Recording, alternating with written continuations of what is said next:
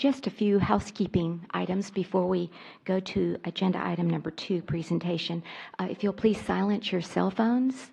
And then also we are live streaming our meetings now. So if you either are a presenter or you have a comment that you'd like to share with the council and with the other members of our chambers this evening, if you'll go to the podium and just state your name and your city that you live in, like Leon Valley or Bernie or City of San Antonio. And then citizens to be heard, you have 5 minutes to speak, and during the particular agenda items, we ask for citizen input. You have up to 3 minutes. So just a few housekeeping items.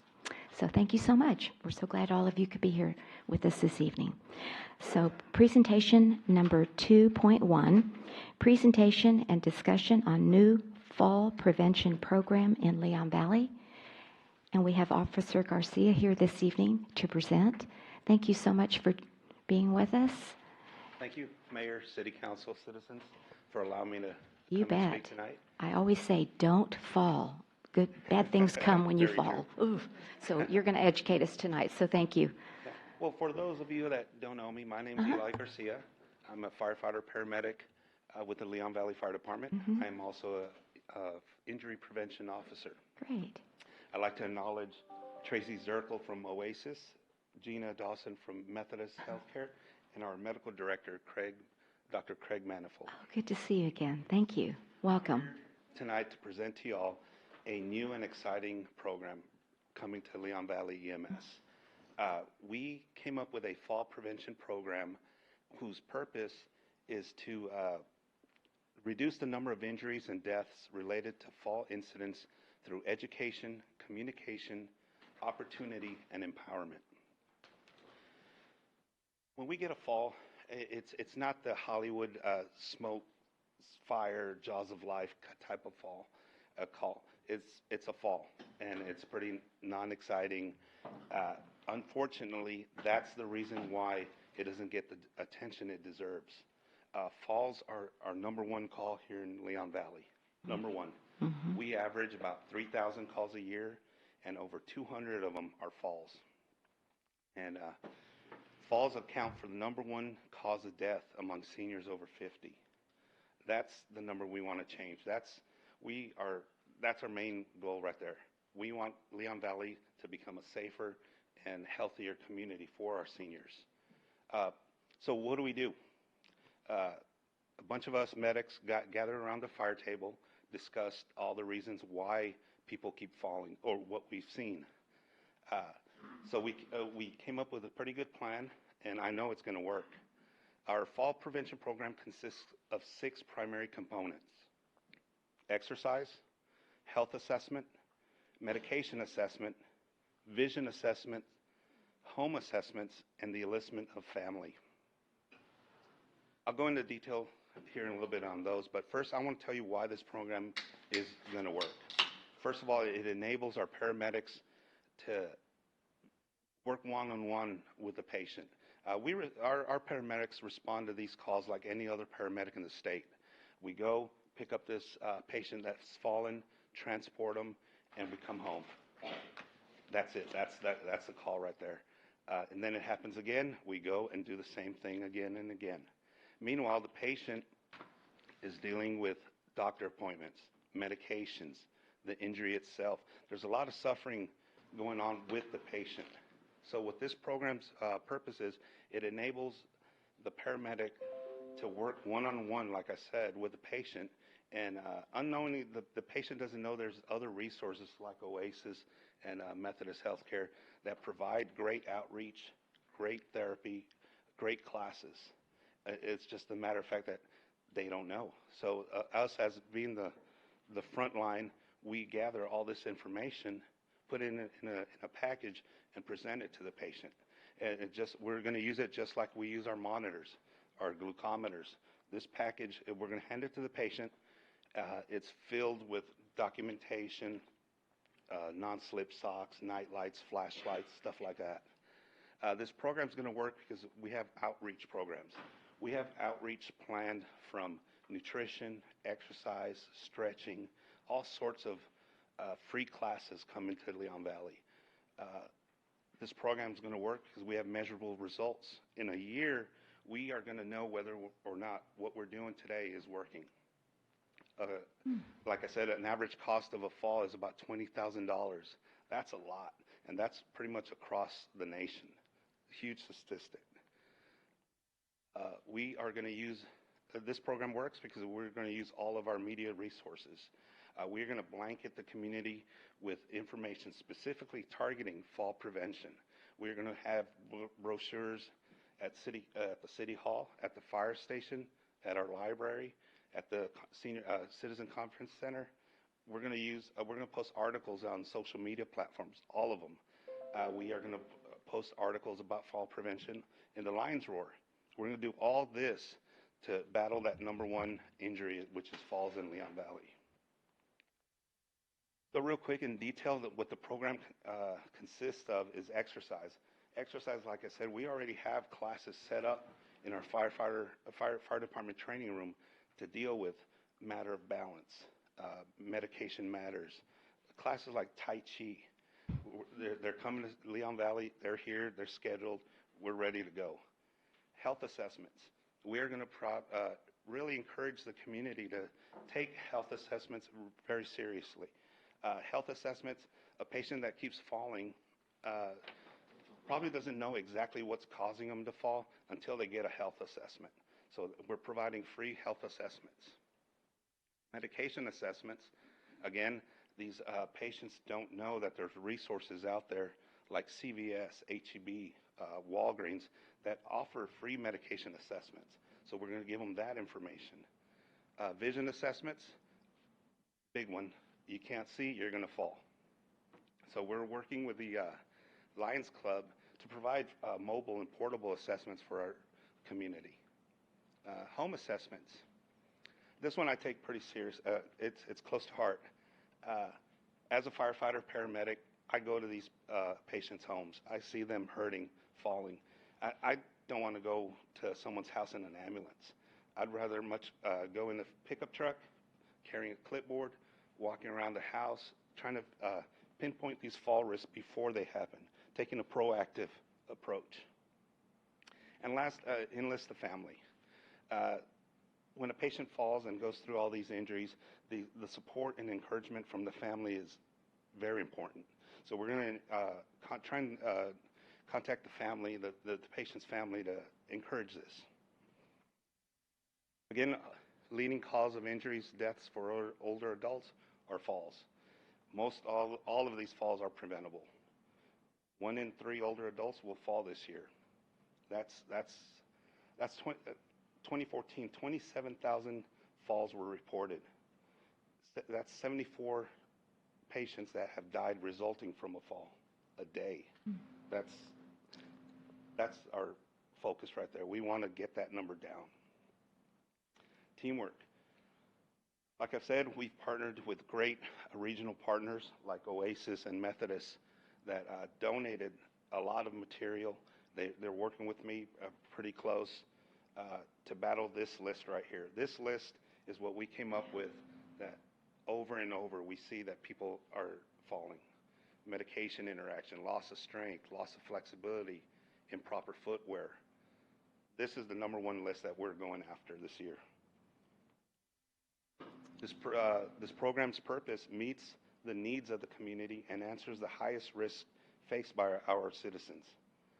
The program supports our strategic goal #2, to improve the safety and security of the city of Leon Valley through active community education and outreach.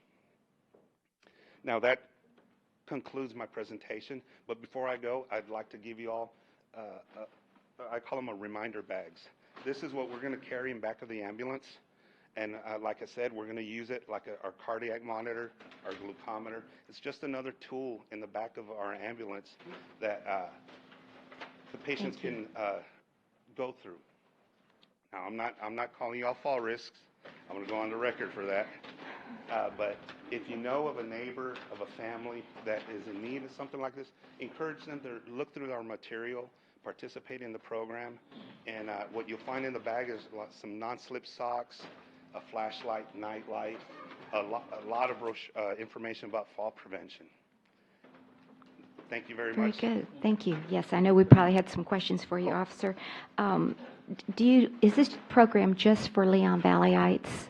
Yes, Okay. but we're not just going to keep it in Leon Valley. Right. Whoever wants it is welcome. Sure. I was just thinking of the senior citizens. We have them, I know they congregate once a month at a luncheon, and they always have speakers, and I thought that you'd be a great speaker there. We have plans And to so- go to our senior communities and expand Right. this program as well. Exactly. Yes, Counselor Martinez? One of the things that you mentioned was medication assessment. Does that also include looking at their medications?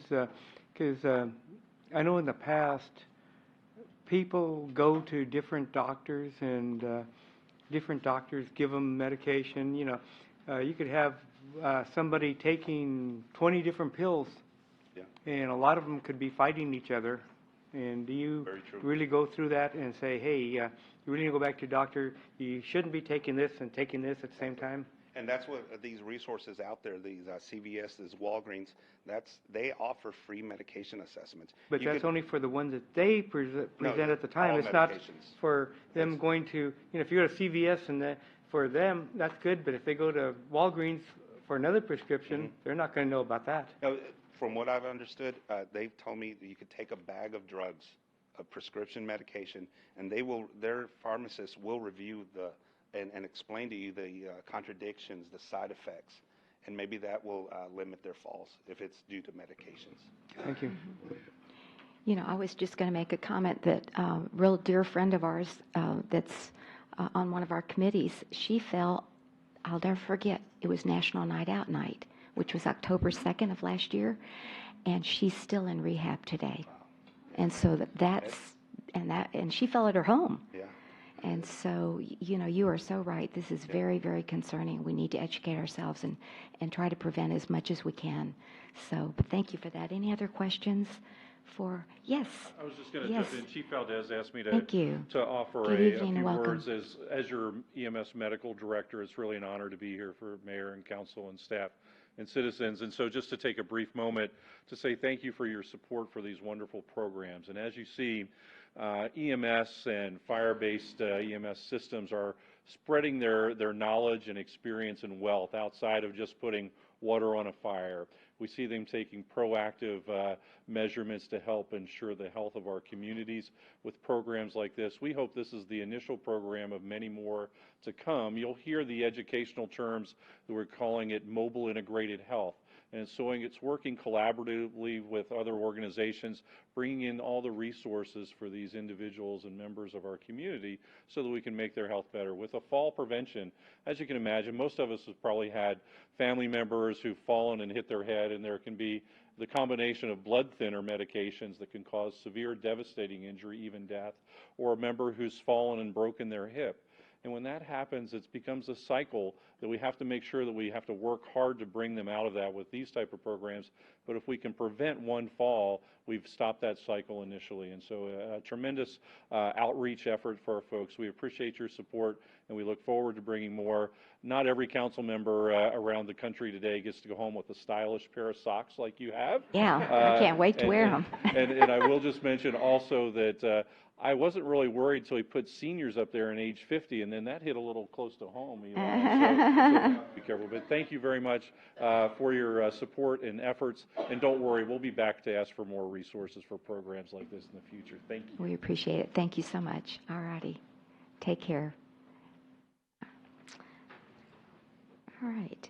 Then moving then to, thank you all for coming this evening. Do appreciate it. Keep up the good work.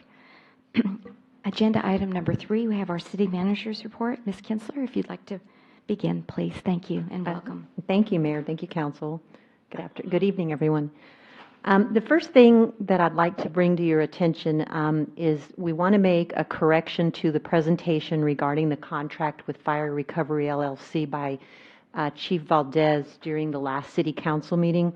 In the Chief's presentation, he stated that the estimate in recovery to the City of Leon Valley was 80%, and it is 80%, and the commission to be paid is 20%, and it is. But one of our residents, and he's not here tonight, is he? Nope, he's not here. But one of our residents said, hey, we found a math error. And they were right. So what he did is he provided a breakdown estimate that provided a total of $54,544 in recovery to the city, when in fact he didn't take into account the 20% deduction for the commission for the Fire Recovery LLC. So it actually, that's why we did the big red. We just wanted to correct this on the record. So when he told you that it was going to bring in 54,544 annually, the correct figure really should have been 43,635. The slides that you see right there show what the correction revenue should have looked like. And we're bringing this to your attention really in the interest of total transparency, to correct the record, so that we show the record is corrected, and to show an adequate record indicating the correct amount. So that's the reason this slide is up there, just to try to correct a math error from last time. Also, everybody should have received their Lions report by now. I also wanted to share with you the results from the town hall meeting. If you look at the first one, that's the Bandera Road question. Just so you know, these are on the city's website. They were posted on e-news, but wanted to go ahead and get them on record in a city council meeting as well. From that slide, it looks like you had about 88.10% of your residents that attended the town hall meeting. And I think we issued 97 clickers. But they preferred the boulevard with the multimodal access. Regarding the pool, there were some really simple questions, and this one was whether or not they wanted additional aquatic programs. 91% said yes. The next one had to do with more options at the concession stand for the pool, and you had 80% saying yes. The next question was also about the pool, and it asked whether or not citizens were in favor of a private company operating all aspects of the city pool, and 64.13% said yes to that one. And then your last one had to do with the vacant lot at Peachtree and Poss. If you could go to the next one.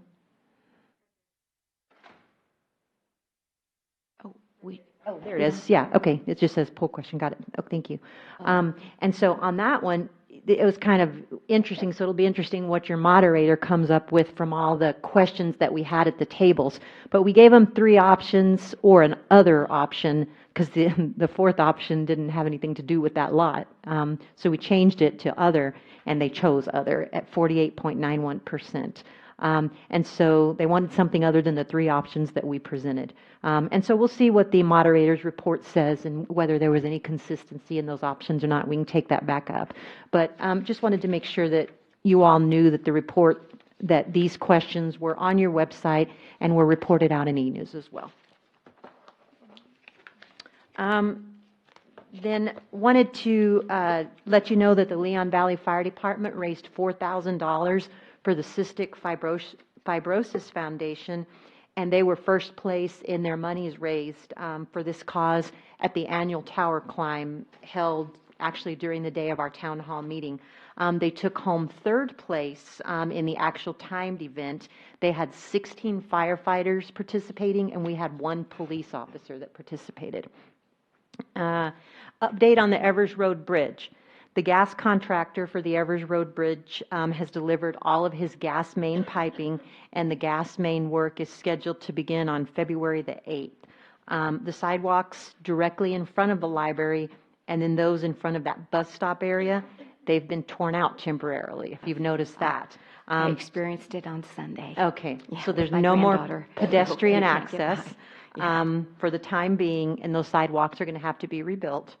Right. And so we would encourage everybody to stay away from that area and stay away from the work area. It's dangerous. But once the gas main piping is done, the dirt work will then begin, and the dirt work will actually deepen the creek. That'll happen first. And then what'll be cool is we're watching that. You will then see the box culverts constructed after that. So I think people will get maybe a little more excited at that point because they'll see that real progress versus, the lines that are having to go through right now. The wayfinding signage, I think Public Works did a great job on, that's been done and they're up. There's signage at the library, the conference center, the Kinman House, the community center, and they're really nice looking signs. And there's one over at Public Works as well. And then the temporary signage that Mrs. Pearl talked to us about last time at the corner of Evers and Seneca should be up. Melinda ordered it, and it should be up by the end of next week. We have announced on our social media sites that Waste Management is going to be issuing refunds by the end of February. They had originally told us, and we quoted them, by the end of January. Now it's by the end of February. Also refunds for the residents who, many of you has brought this to my attention, got that $5 bill with the late fee and then no charge. That was also issued in error. And so if a citizen did happen to pay that, they're supposed to be refunding that as well. But it definitely sounds like more residents got that than did not. I've heard a lot from a lot of people about that. There was an article yesterday, if you didn't see it, in the Express News about the future of Bandera Road. And you may want to look it up, Google it. It also discusses our town hall meeting in that. Mayor Riley is quoted. I thought it was a good article. As of today, we now have 2 red light cameras that are up and running, and we're still expecting all red light cameras to be up and running by February the 20th. So we're still on schedule there. Are we still in the grace period right We now? are, yes, Okay. ma'am. We will be in the grace period until February 20th. Okay, very good. Yes, ma'am. So what people are receiving now are citations. And Chief Salvaggio, once we get everything up, is going to come back and try to do a quick presentation just showing you some of the violations that they found that have really shocked them. Like one he just shared with Councilor Martinez and me earlier was a school bus that it had already been red for a few seconds and went flying through, did you say at 46 miles an hour? At 46 miles an hour, yeah. And so he's going to start showing you some of those violations so you can see that they're just blatant violations that we're ticketing for. We're talking school bus with kids in there? Yes, yeah. Ay, ay, ay. Oh. And so we're going to be showing you that in the near future. But I mean, this is nothing we need to sell to the Leon Valley residents because they want it. But I think this will help them know that they did the right thing. And I think it's not hard to know you did the right thing when you sit out and you look at these intersections and you can sit there and watch 5 or 6 violations in one cycle change. But anyways, so that's the videos are coming across really clear. And I think, did you get to see a video, Councilor Martinez? Or was it clear to you? The videos are exceptionally clear. You see everything, and it's amazing how vivid they are. Yes. And Ms. Alcacer. regarding the citations versus the warnings, you had said they're just receiving warnings now, but the chief said that starting February 20th, even though the camera has just gone in on the 19th, every camera, no matter where it is, will no longer be a warning. They'll all be citations. That's So exactly right. Don't take a chance after the 20th or on the 20th. No. After the 20th, the warning period is over. That's what's being issued now is warnings. Once your first camera goes up, your warning period starts. And that's why we try to do so much press and publicity to let people know what's happening. But once February 20th goes, we've had at least 1 camera up, and they'll all be up by February 20th, and then warning period's over. That's correct. Yes, I'm sorry. What's the Councilor Jordan. what's the location of the second live camera right now? Timco was the first one, and what's the second one? Chief knows. He just got off the phone with Justin. Mayor, Council. Hello? It's position number 5. Now, what does that mean? I'm not sure. Okay, that's From what he basically told me, I think he thinks it's Grissom, but it's the way they've named it. He was supposed to email me before council, and I don't think he's done that. But I believe it's Grissom that's the next one that's going live. Because if you go down there, that being 1, you start counting down. It's probably Grissom Road. Okay, well, I ran that light today, so. You're going to get a warning. I'll be Goodness, seeing it was a warning. Exactly. Don't do it after February 20th, as Councilor Alcacer says. February 19th, city offices are closed in observance of President's Day. The next city council meeting is scheduled for February 20th, 2 weeks from this evening, 6 o'clock p.m. right here. Earthwise Living Day is coming up March 3rd from 9:30 in the morning to 1:30 in the afternoon. May 7th is the general election. The filing period is January 17th to February the 16th. Volunteer Appreciation Dinner will be at the Conference Center April 5th at 6 o'clock p.m. The Seniors Trash and Treasure Sale will be held March 31st from 9 to 2 at the Community Center. The Alamo Area MPO public meeting for the Bexar County area is February 21st, 6 o'clock at the Via Metropolitan Transit Center. Committee meeting, Earthwise, meets tomorrow at 5:30. The Library Board of Trustees meets next week, February 13th at 5:30, and the next Zoning Commission meeting is February 27th at 6:30 p.m. With that, I will stand for questions. Okay. Are there any other additional questions for our city manager this evening? Okay. Seeing none, then we will move to announcements. No, citizens to be heard. Any citizen in our chambers this evening that would like to address the council at this time, please come forward, state your name and your city that you live in, and you have up to 5 minutes to speak.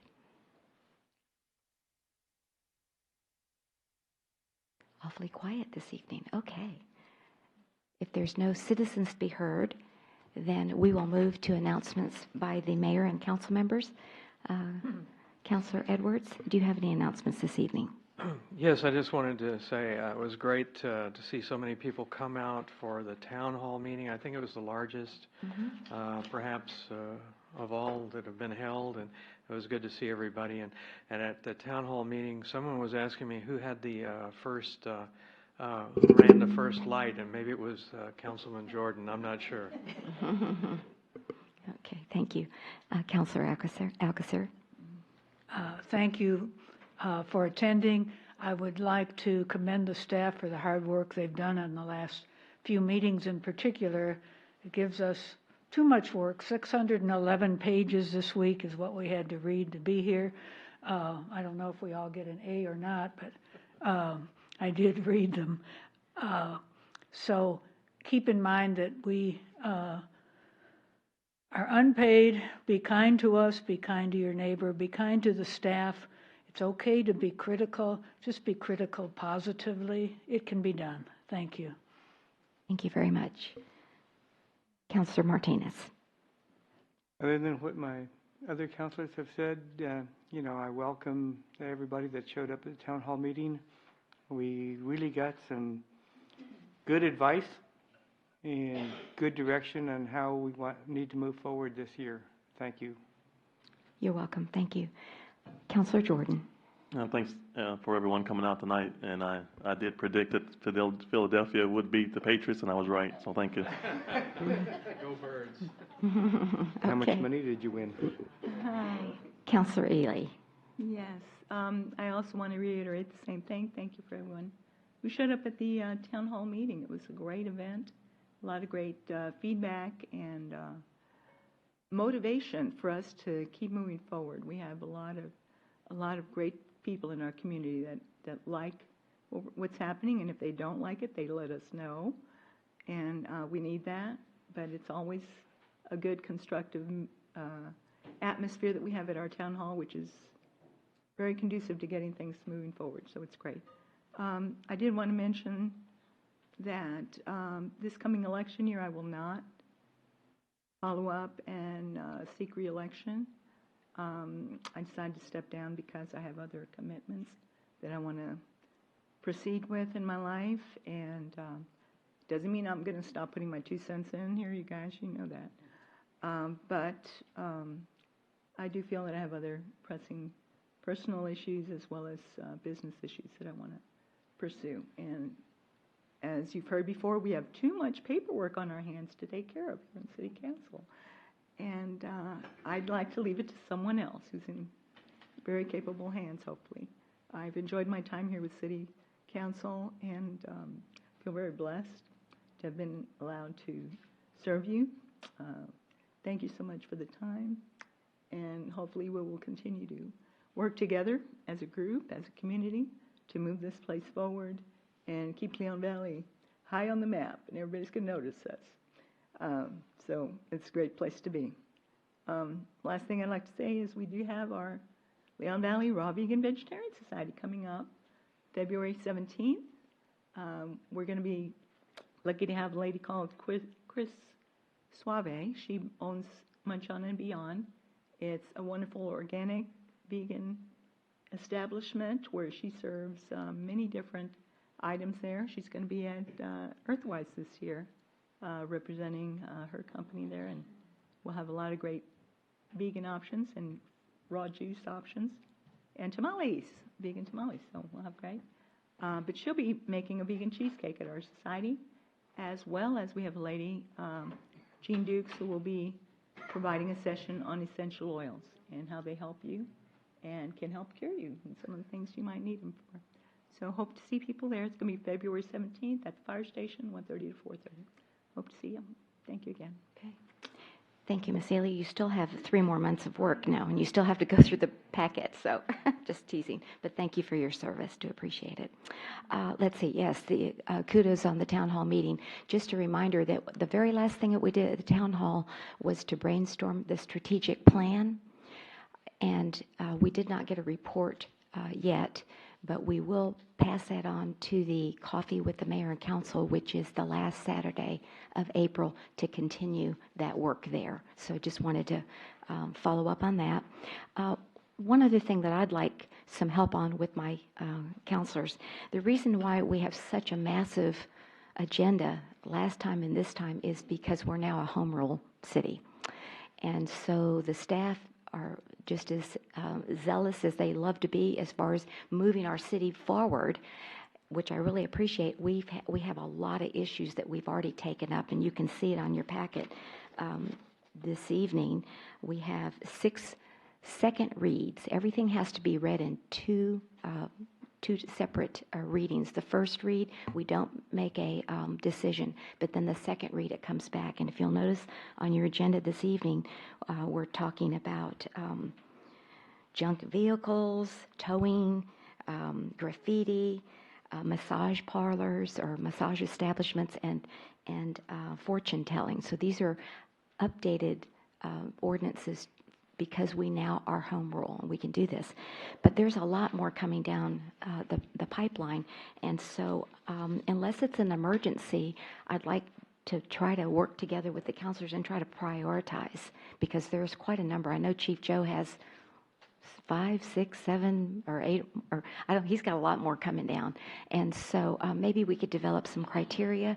One of the things I was thinking of, especially if it's maybe police related, that we need to run it by a committee to try to get more input from our citizens who volunteer on the police advisory, or if it's beautification, maybe through the beautification committee. I mean, these are just ideas, but I'd like your input. So I'm not sure when we can do that, maybe do a workshop or come early or do a council meeting or whatever. But that's what I'd like to see, because we got a lot, as you'll see this evening.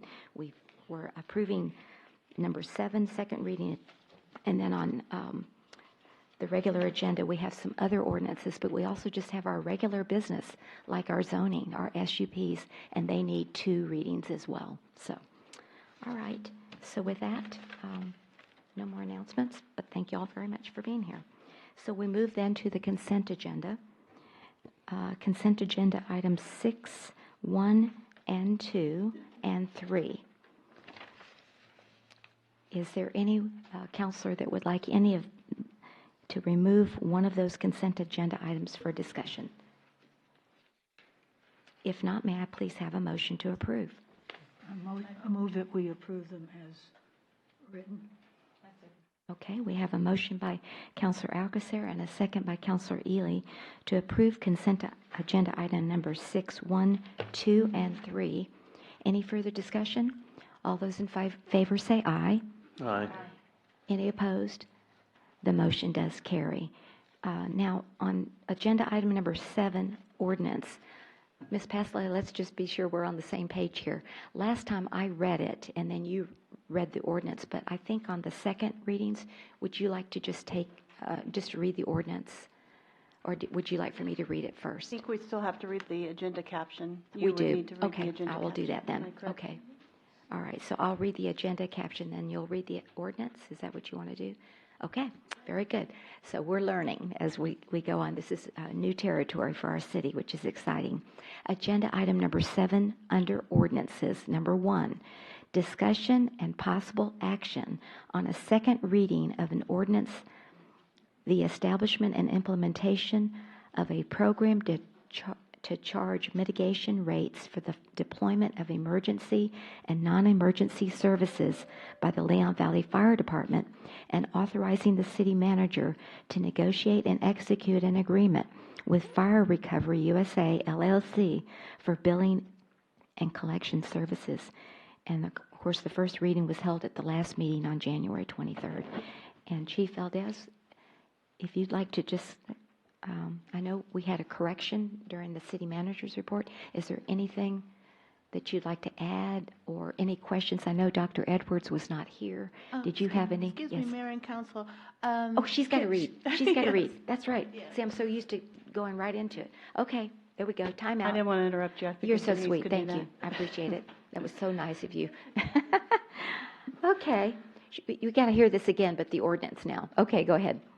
An ordinance of the City of Leon Valley, Texas, authorizing the establishment and implementation of a program to charge mitigation rates for the development of emergency and non-emergency services by, for the Leon Valley Fire Department, and authorizing the city manager to negotiate and execute an agreement with Fire Recovery USA, LLC, for billing and collection services. Thank you. Okay. So we have Chief Valdez, and I don't know. This is new, so how do we want to handle the second reading? Mayor and Yes. Council, so at this point, he doesn't have to do another presentation. If y'all have any questions of him from the last time, then go ahead and ask him. If y'all want to deliberate again, or if you want to go straight into a motion to vote, you can do that. So however you want to handle it, Mayor. Okay. And I was just going to give Dr. Edwards the courtesy of asking any questions since he wasn't here at the last time. So. Okay, very good. So what's the pleasure of the council? Any other questions or motion to Can I make a accept? motion that we adopt this ordinance as presented? Second. We have a motion by Councilor Martinez and a second by Councilor Jordan to adopt this ordinance as presented regarding the Fire Recovery USA LLC issue on billing and collection services. Any further discussion? All those in favor say aye. Aye. Any opposed? The motion does carry. Thank you, Chief. Do appreciate it. Then ordinance number 7.2, discussion and possible action on a second reading of an ordinance amending the City of Leon Valley Code of Ordinances, Chapter 8, Article 08.008, junked vehicles, to provide the city more latitude to remove, store, and dispose of junk vehicles. The first reading was held on January 23rd, 2017.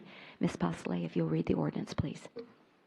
An ordinance amending ordinance number 08.008 and the City of Leon Valley Code of Ordinances, Chapter 8, Offenses and Nuisances, Article 8.08, Junked Vehicles, Section 8.08.001, Definitions, Section 8.08.02, Declaration of Nuisance, 8.08.003, Abatement Order, and Section 8.08.004, Removal by City, Disposal of Removed Vehicles.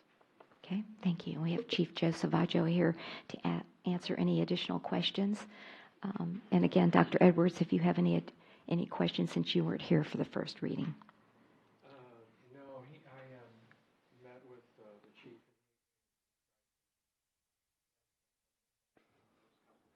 Very good. Thank Mayor you. and Council, I do have one. The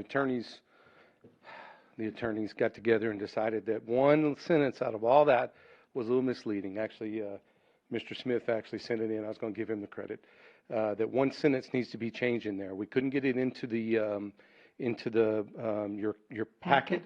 So I'm asked for one sentence, and I'll read it to you where it's in your packet. And we're going to ask for it to be approved with this one amendment.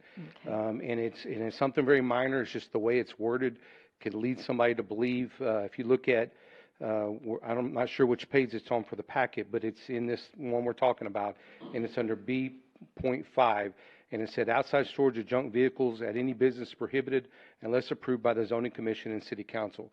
That was never really intended for it to say that both of them have to approve. It really was talking about going through the process of an SUP and having to come to y'all to ask for outside storage of vehicles. And so it's been recommended that we change that section 2B5 to say outside storage of junk vehicles, any business is prohibited unless the city council approves a variance to the present zoning or application to rezone. So that is what we were trying to say in that one line.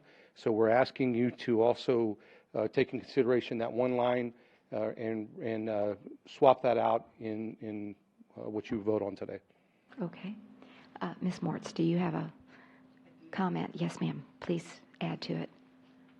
Thank you. Yes. The city council can't give a variance to the zoning code, only the Board of Adjustment can. Okay.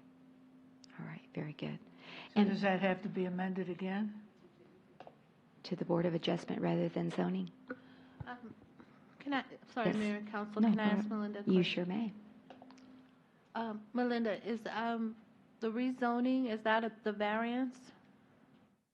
If it was an application for rezoning? Because it's just for, the council needs to approve. Don't they The come back to statement- council for final approval of any variance or SUP or? The city council approves specific use permits and they approve rezoning requests. They can't approve a variance to the zoning code itself. And so the statement says, outside storage of junk vehicles at any business is prohibited unless the city council approves a variance to the present zoning or application to rezone. So they can't approve a variance. Okay, so we can Period. change that to specific use. Has to be Would it purchased. be, would there be a variance or specific use permit? It could say unless the council approves a specific use permit. Okay. Is the council, mayor and council okay with that language? She's sticking with the word variance instead of No, specific. Take variance out. take variance out and And put substitute specific use. permit. That's what I was going to Sorry, say. sorry. Where is this exactly in the ordinance? Section 2B5.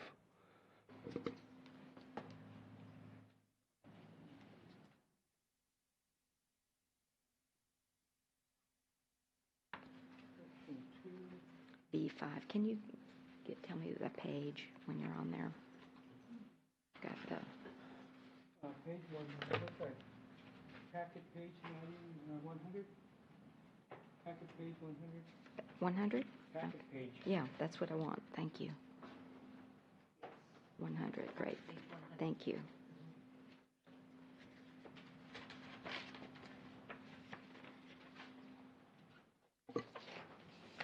That makes it appear that it has to be proved by both, and that's the reason that we didn't like that language. So now that you've read it, I'll just repeat. We want to change it to outside storage of junk vehicles at any business is prohibited unless the city council approves a special use permit to the present zoning or application to rezone.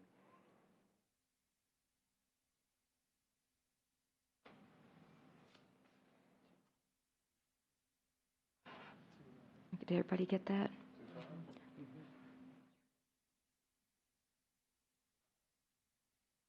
So I move that we approve the junk vehicle ordinance as amended. Second. All right, we have a motion by Councilor Alcacer and a second by Councilor Jordan to approve the junk vehicle ordinance as amended this evening. Any further discussion? All those in favor say aye. Aye. Any opposed? The motion does carry. Okay, thank you very much, Chief. I just wanted to also say if there's anyone that's in our chambers this evening that would like, if you have a question on any of these ordinances, if you'll just raise your hand and come on up to the podium, because I do want to allow that discussion as well. All right. And that's for 3, 4, 5, and 6. These are all ordinances for the second read.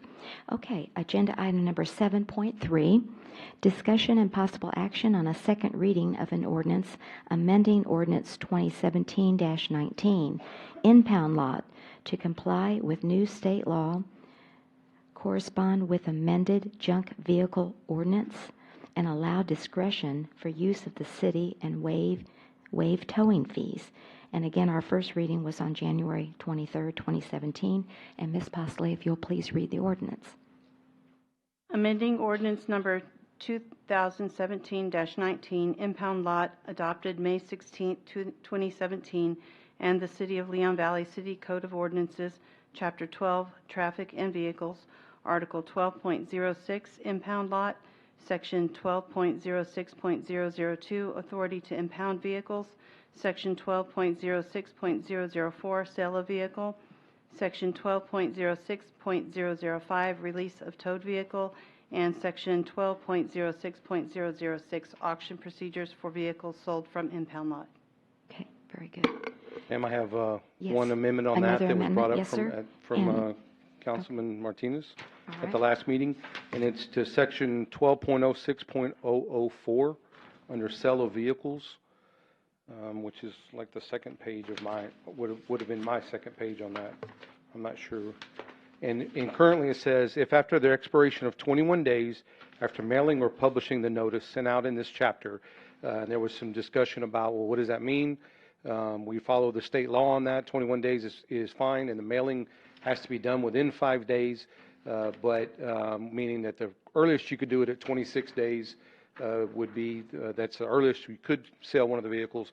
We've decided to go ahead and take that out and just say, if after the expiration of 30 days of the vehicle being towed into the impound lot. So it'll actually cover both of those periods in plain English so that there's no confusion of what that part about after mailing or publishing notice sent out in this chapter. And so that's Section 12.06.004, sell a vehicle. Okay. What page is that in the? I'm not sure in your packet, sir. It's the second page of that ordinance. Oh, okay. 21? Thank you. Okay. Thank you. This sell a vehicle, and it's the first line. Yeah, under Section 12.06.004, So instead of 21 days, we're going to say 30 days. just 30 days. Article 1206, and theirs it's under section Okay, Mhm. okay. Section 2 of the ordinance. All right. Are there any other questions for Chief Savaggio on this particular ordinance? Yes, Councilor Martinez. I just have one comment more directed at staff. When I really like the changes in the ordinance showing up in blue, but then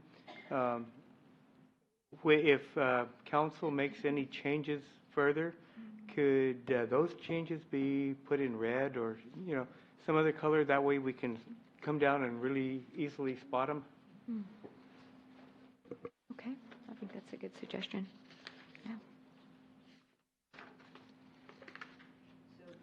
Yeah. Mayor, Councilor Martinez, just to make sure I'm clear on this, after the first reading, if you've made changes, when it's time for what we're doing right now for the second reading, you want to see your changes in red? Yes, ma'am. Okay, got it. That's not a problem. Thank you. Okay. So I move we approve the impound lot ordinance as amended. Second. All right. We have a motion by Councilor Alcacer and a second by Councilor Edward to approve the ordinance amending the impound lot as amended. Any further discussion? All those in favor say aye. Aye. Any opposed? The motion does carry. Then moving down to 7.4 ordinance.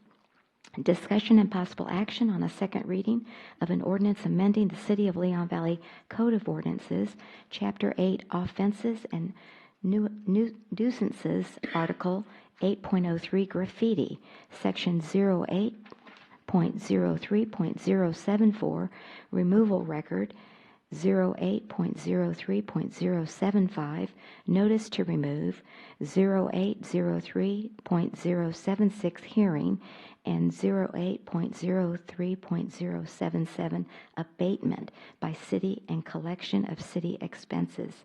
And again, the first reading was held on January 23rd, 2018. And Councilor, City Secretary Posley, if you'll read the ordinance, please. Thank you. I like Counselor, that sounded Oh, kind you of like that, huh? Okay. But is that a promotion or a demotion? Sorry. Amending ordinance number 04-007, graffiti, adopted April 6, 2004, and the City of Leon Valley Code of Ordinances, Chapter 8, Offenses and Nuisances, Article 8.03, Graffiti, Section 08.03.074, Removal Required, 08.03.075, Notice to Remove, 08.03.076, Hearing, and 08.03.077, Abatement by City, Collection of City's Expenses, providing for repealing and severability clauses, and providing for an effective date. Thank you. Are there any questions for Chief Savaggio on this particular ordinance, either from the council or for anyone that's residing in our chambers? Okay. I make a motion that we approve the graffiti ordinance as presented. I'll second that. We have a motion by Councilor Alcacer and a second by Councilor Martinez to approve the ordinance regarding graffiti as presented. Any further discussion? All those in favor say aye. Aye. Any opposed? The motion does carry. Thank you. Moving then to agenda item 7.5 under ordinance, discussion and possible action on a second reading of an ordinance amending the Leon Valley Code of Ordinances to add Article 4.09 massage establishments. And again, the first reading was held on January 23rd, 2018. Ms. Posley, if you'll please read the ordinance. An ordinance amending the City of Leon Valley Code of Ordinances, Chapter 4, Business Regulations by adding Article 4.09, Massage Establishments, and adding to Appendix A, Fee Schedule, Article A 17.000, Miscellaneous Fees, Section A 17.005, Permitting Fee, providing for a penalty, providing for repealing severability and savings clauses, and providing for an effective date. Okay, thank you. Are there any questions on the ordinance pertaining to massage establishments for either Chief Joe or anyone else, council or our residents this evening?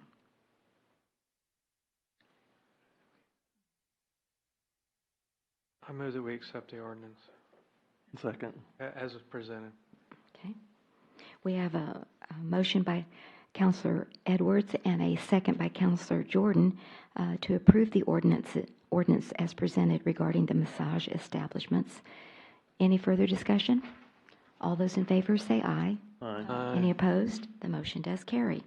Then the final ordinance under 7.6, discussion and possible action on a second reading of an ordinance amending the City of Leon Valley Code of Ordinances to Article 4.10, fortune telling. And again, our first reading was held January 23rd, 2018. Ms. Pasolet, if you'll please read the ordinance. An ordinance amending the City of Leon Valley Code of Ordinances, Chapter 4, Business Regulations, adding Article 4.10, Fortune Teller Establishments, amending Appendix A, Fee Schedule, Article A 17.000, Miscellaneous Fees, Section A 17.005, Permitting Fee, providing for a penalty, providing for repealing and severability and savings clauses, and providing for an effective date. Okay, thank you. Chief, I just had a question. Do we have a fortune-telling company in Leon Valley? Do not have one legally operating at this time. Okay, thank you. Yes, ma'am. I didn't think I'd seen one, so I was just curious.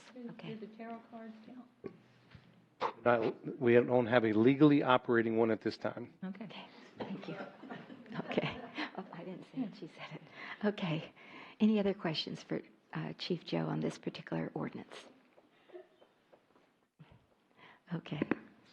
So I move that we accept the fortune-telling ordinance as recommended. I'll second that. All right. We have a motion by Councilor Alcacer and a second by Councilor Ely to approve the ordinance amending the fortune-telling fortune-telling issue ordinance. Any further discussion? Oh, this is getting, tongue twisting here. Any further discussion? All those in favor say aye. Aye. Any opposed? The motion does carry. Okay. Look at all these ordinances that you now have, Chief. I'll be back. You'll be back, I know. That's why I was saying we got to prioritize these.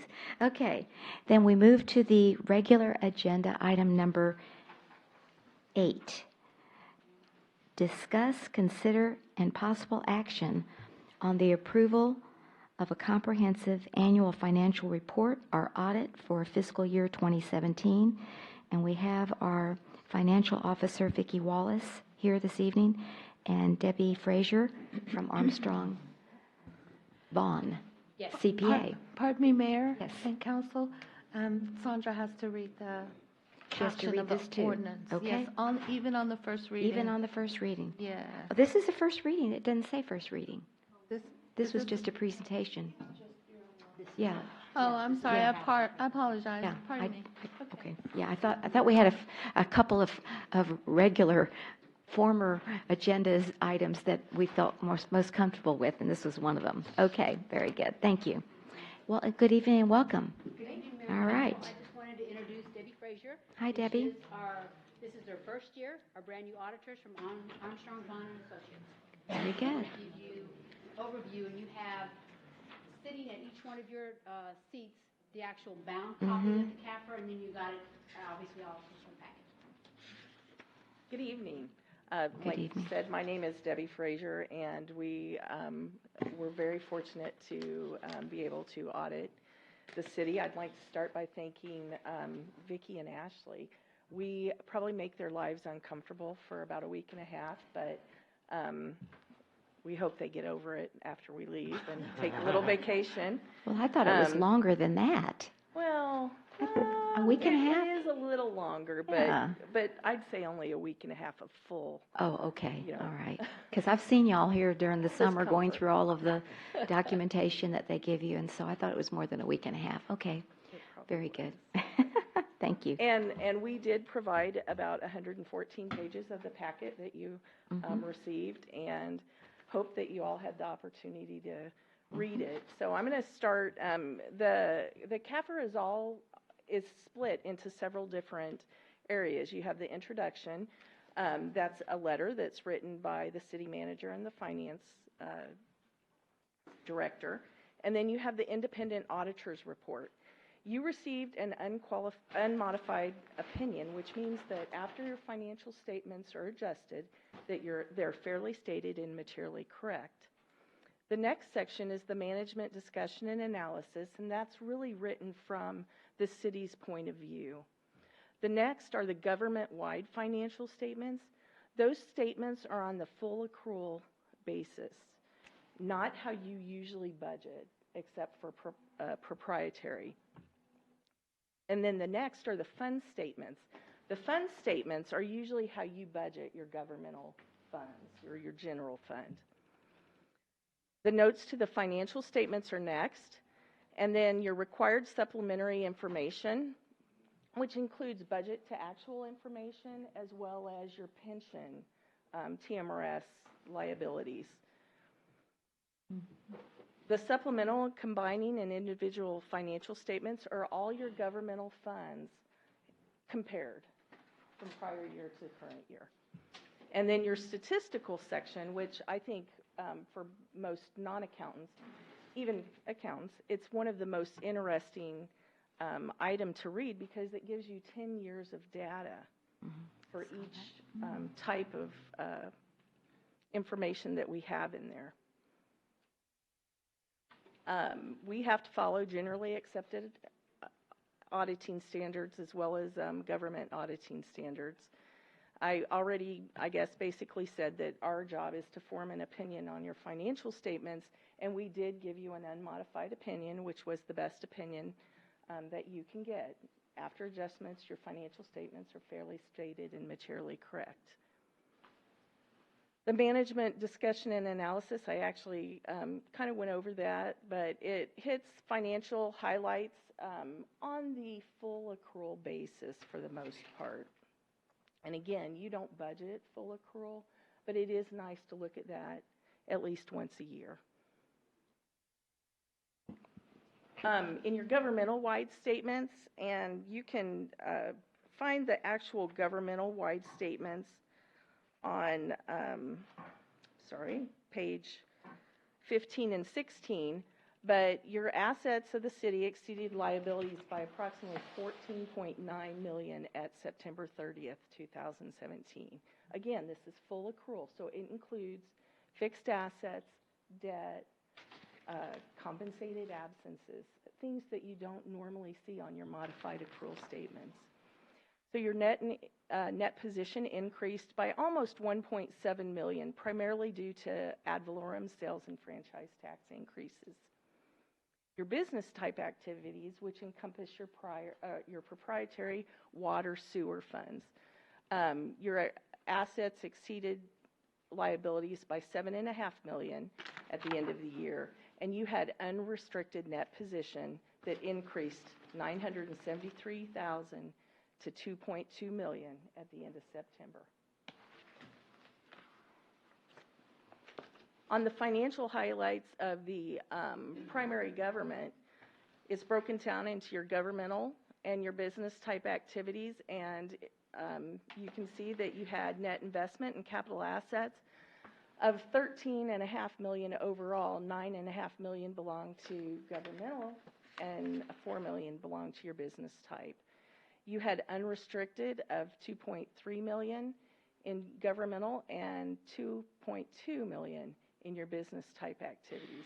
Then in other activities, you had a little over $2.6 million.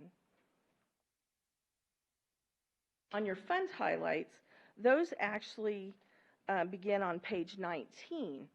So your general funds balance at the end of 2017 was $5.1 million. Of that, $3.5 million was unassigned, so that's available to you to spend.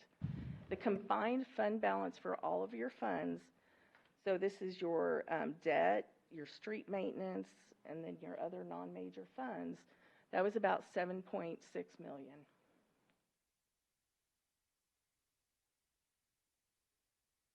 Again, this is a breakdown of your fund balances.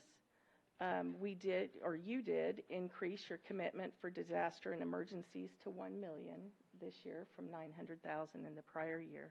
And you do have $3.5 million of unassigned fund balance in the general fund. But that includes the $1 million that we have reserved for emergencies, Separate. right? That's separate. Yes. So the 3.5 is... 3.5 is the line at the very bottom. That's unassigned, and if you go 4 lines to committed for disaster and emergencies, that's $1 million. So it is separate. Oh, okay. But it's included. That's what I mean. Total fund In our balance, total, yes. yeah. So when I look at the 3.5 and you take out the $1 million, then it's 2.5. No? No. Oh, it's You added. actually have $5.1 million in Oh. fund balance. Oh, in why the I'm not general looking at fund. that right. Yeah, see, I didn't have this book. I had all the paper in my page numbers do not correspond. I'm so sorry. Yeah. Page 19. Yeah. I had what was in my, okay. 5.139. It's actually page 19 of the book. Right. So you're saying we have 3.5 million Assigned fund in balance. unassigned. This is reserve. This is savings. That's not your savings. That's just what you haven't spent. It's unassigned. So yes, you have the I mean- opportunity to use it next year, but your $1 million is also But it's, considered savings. yeah, but I'm saying it's unassigned, so it's there to be It is spent. Yes. Right. it is That's It is boy, available. I don't, Vicki, did that go up significantly this year?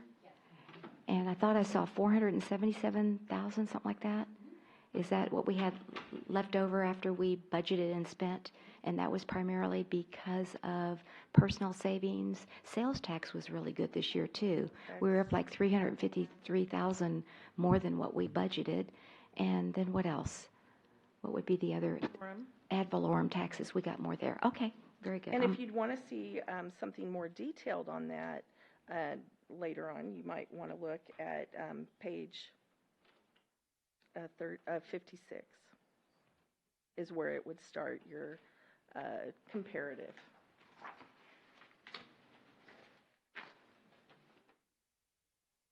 Yes, okay, yeah. So you I can see saw that that. your I like sales that, tax. those 2 pages, yeah. Actually went Because up it showed the sales tax was up. 393,000. Mm-hmm. And ad valorem almost 200,000. Okay, very good. So I'm going to Note something on the sales tax. that- Yes. Just remember that part of that increase is because now we have that ED sales tax going in there. Oh, November. okay, that's a good Well, point to remember. Not November, over, so yeah. that's, Mhm. I want you to understand that that's not what. It's not our businesses that just generated it. It was that we moved it from a specified fund to the general fund. Thank you for that. That's right. That's right. I forgot about that. Okay, that makes a little bit. The next slide is a trend analysis, and you'll see it attached to your governance letter. But basically, this gives you a 5-year accumulation of, I guess, what your general fund balance is, your average monthly operating expenditures, and kind of the growth rate of those expenditures, the number of months, average expenditures, and fund balance. You have 4.8. The GFOA recommends that anything over 3 months is very good. And then your general bonded debt is 7.3 million. So your ratio of general bonded debt to fund equity is 2.2 to 1. It's a very good ratio.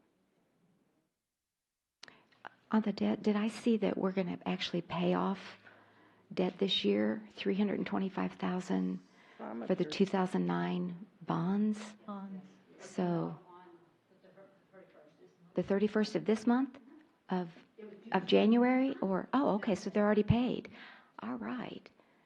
So now we just have the debt primarily from the bond for the improvement in our Well, we have capital the facilities. 2009 PPFCO, which was for the fire truck. That's Then right. We have the 2016, which was for this building. The original amount was $7 million. And then we also have the water debt. Well, that's the enterprise fund, yeah. Okay, very good. And there is a note that Mhm. discusses that debt towards the back of the notes. I think it starts on page 45. Okay. Your financial highlights in your business type activities, net position, it increased by 891,000. That had to do with primarily with an increase in rates. Increase in Rates for the rates. prior year. Yeah, Okay, all right. the letter of the do you have any questions on the actual audit before I go on? And if something should come up where, I know this is a quick presentation, and something should come up where any one of you would individually like to call and ask any questions, my number is on page 2, 658-6229, and I'd be happy to answer any questions. Right. You know, I actually went through all of this, and I had a question because I couldn't figure out what it was, but in my book, it's page 281. See, I didn't have this audit book. Can you tell me what it Yeah, says it's at the called top? Public, let's see, put that back on there. 2009 Public Property Finance Contract, 735,000. Fire truck. That's the fire truck. Yes, Okay, I didn't say fire truck. So, you know, put in parentheses next time, fire truck, and then I won't have to question. Okay, and then that's when I saw that it was down. Okay, oh, because really, I mean, it's really interesting reading, if you care. On page 348, we have a history of just real interesting stuff, from how many citations were written and water, the average water consumption per citizen. And when I looked at it, I think it was like, oh, what was it? Let me see what page that was. 348. It's towards the Yeah. back. But anyway, if anybody really cared, but it was just very, very interesting. I thought it was really, I really enjoyed it. But let me It's just, 311 I thought it was 348. thousand gallons, or 311 gallons in the thousand. Yeah. There's the statistical section. The Page 109. statistical section, exactly. Catherine, so this will be And so- online, hopefully Yeah. tomorrow, under the financial. I mean, if you finance care, program. police arrests, traffic violations, fire calls, EMS calls over the last 10 years. And I guess the water just jumped out at me because I believe, if I'm reading it right, the average use per connection, and I'm not sure if that's daily or it's 311.31. Is that daily or? Says daily. Daily, okay. And I don't know if y'all, I guess it just jumped out at me because Cape Town, South Africa, they're on 13.5 gallons a day because they're running out of water. So when I saw that, I'm like, wow. I mean, so this is, anyway, so if y'all, I just thought that was really interesting. Okay, moving on. It begins on 83, and Yeah. and it does have great information. It has 10 years of water collection, tax levies, you know, your debt. So it can be very interesting. Your top 10 principal taxpayers from Right. this year and 9 years ago. So Well, and then also you had a section on the TMRS, Texas Municipal Retirement System. I don't understand that, so I'll just have to call you on that one. That's very complicated. But anyway, any other questions on, did you have anything else that you wanted to add? We did issue Okay. a letter of conduct. It goes through your accounting policies, your estimates. Your estimates were your allowance for doubtful accounts and your accumulated depreciations. We had no difficulties in the audit. We did have a misstatement, which was considered immaterial. It's in your full accrual statements, but last year, the auditors didn't pick up $103,000 worth of assets, and so we just rolled it forward. But again, in materiality, it wasn't material to your financial statements, but we did have to list it because it was over trivial or performance materiality. It has management representations, so basically the city manager and finance director signed over their firstborn child. And then you had no consultations with other independent accountants, and then you were in compliance with the Public Funds Investment Act.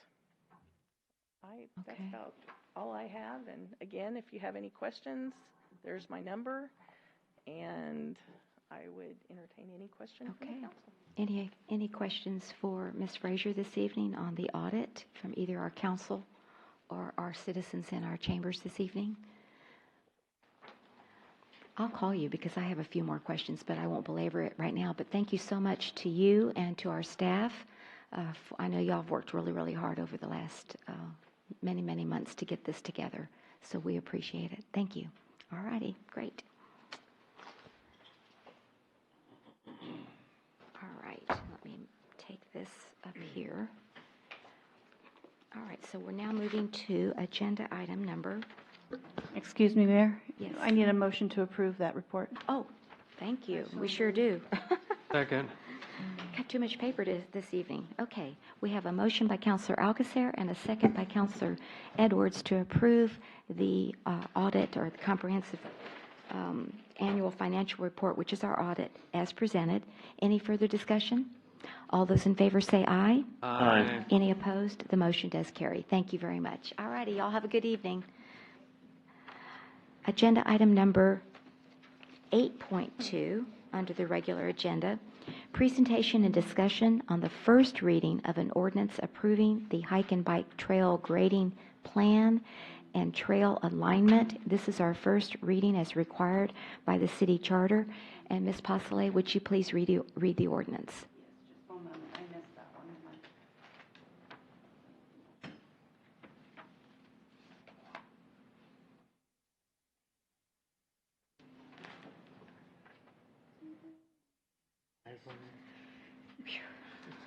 I can't take this out, so unless my whole book will come apart. Okay. Okay. The ordinance.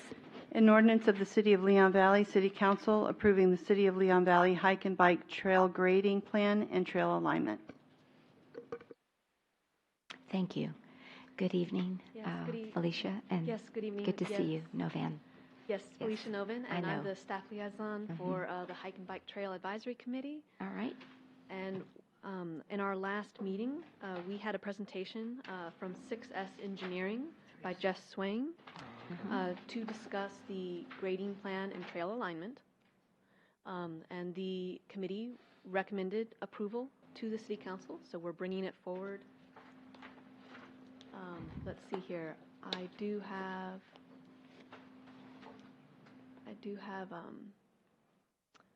the plans on the presentation, but let's see. There is no fiscal impact. The SEE strategic goal statement, the hike and bike trail would provide free. It would be free and open to the public, giving everyone a chance to enjoy the city of Leon Valley. The economic development, it would contribute to the environment that is distinctive and welcoming. And the economic stewardship for the hike and bike trail would preserve natural resources and enhance the environment of earth-friendly practices. The staff recommends approval of the grading plan and trail alignment. And if there are any questions, please let me know. Okay, thank you. Yes, go ahead. I had a couple of questions, but go right ahead. I'd like to see the presentation. Yeah. Yes, forgive me, I thought it was on here. Just a moment. Yeah, there should be some pictures that were kind of hard. I was going to ask you. Sorry, let me find that. That was it? Sorry, I had attached it on Minute Track. Mm. Oh, that's too bad. Because I was going to ask you to... Just a moment. Okay. It was actually the engineered Right. plans. That's what we have in our packet. Right. So, yeah.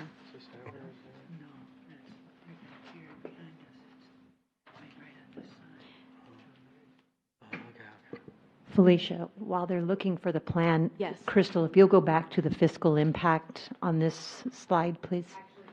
Oh, okay, go ahead. Go ahead. Okay. So on this presentation, she says fiscal impact none. That's not so. Because That's what I was gonna ask. Exactly, because you'll have the engineering fees for the alignment. And so I wanted to make that correction right now, because they will need to come back to you for a budget adjustment for that. But I just went to verify to make sure I was right. Okay. And then also, this is the grading. This is what we're Grading and the discussing. trail And the alignment. trail alignment. So is Bear County, who's doing the LC-17 project, going to actually grade the trail for us? And if so, what's the cost, if any?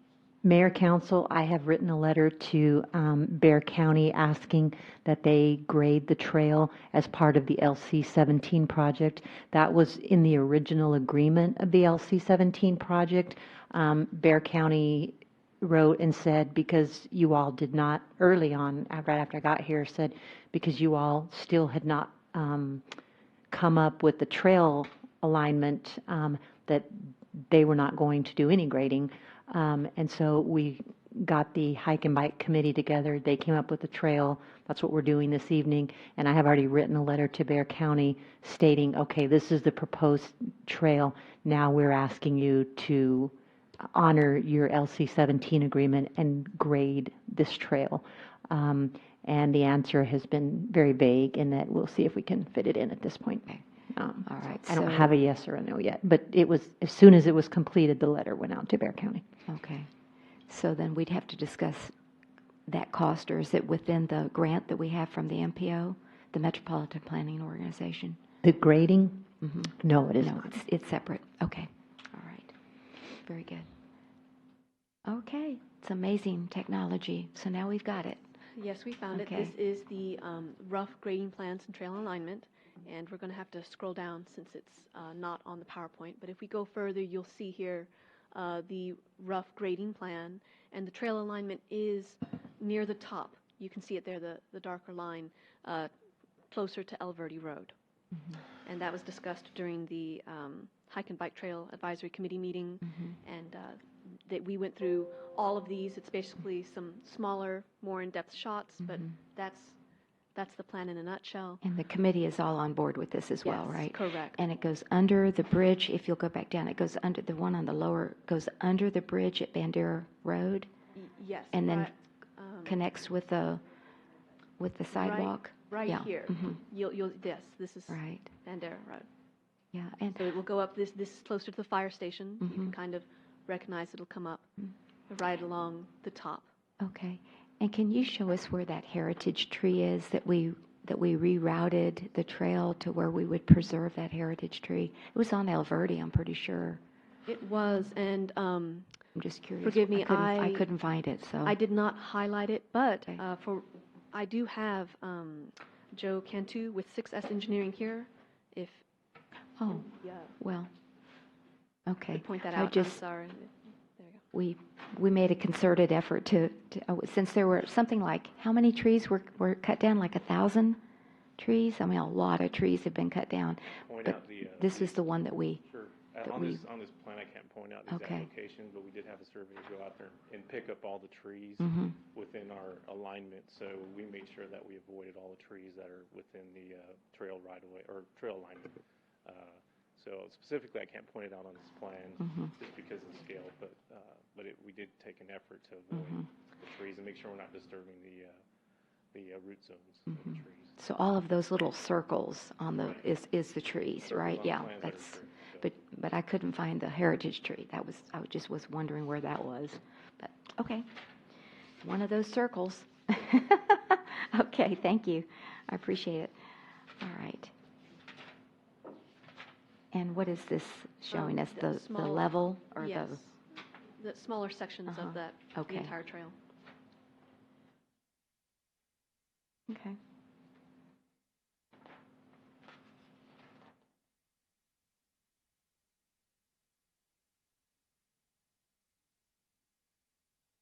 And then those notes just discuss how they're going to protect the trees during Okay, construction. very good. And that's All it. right. Are there any other questions for Ms. Novan on this particular agenda item?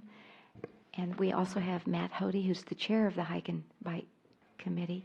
Do you have anything to add, Mr. Hody? I want to thank you and your committee for all your efforts on this. It's been great. Thank you. Okay. Yes, Councilor Jordan. Do we have an estimate on what the engineering costs would be?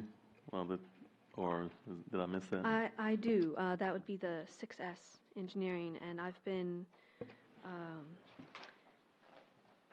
see here, I have the first invoice. But the total, yes. The total engineering cost for just this portion of it would be $29,600. Okay. All right. Is And- that still within the budgeted amount?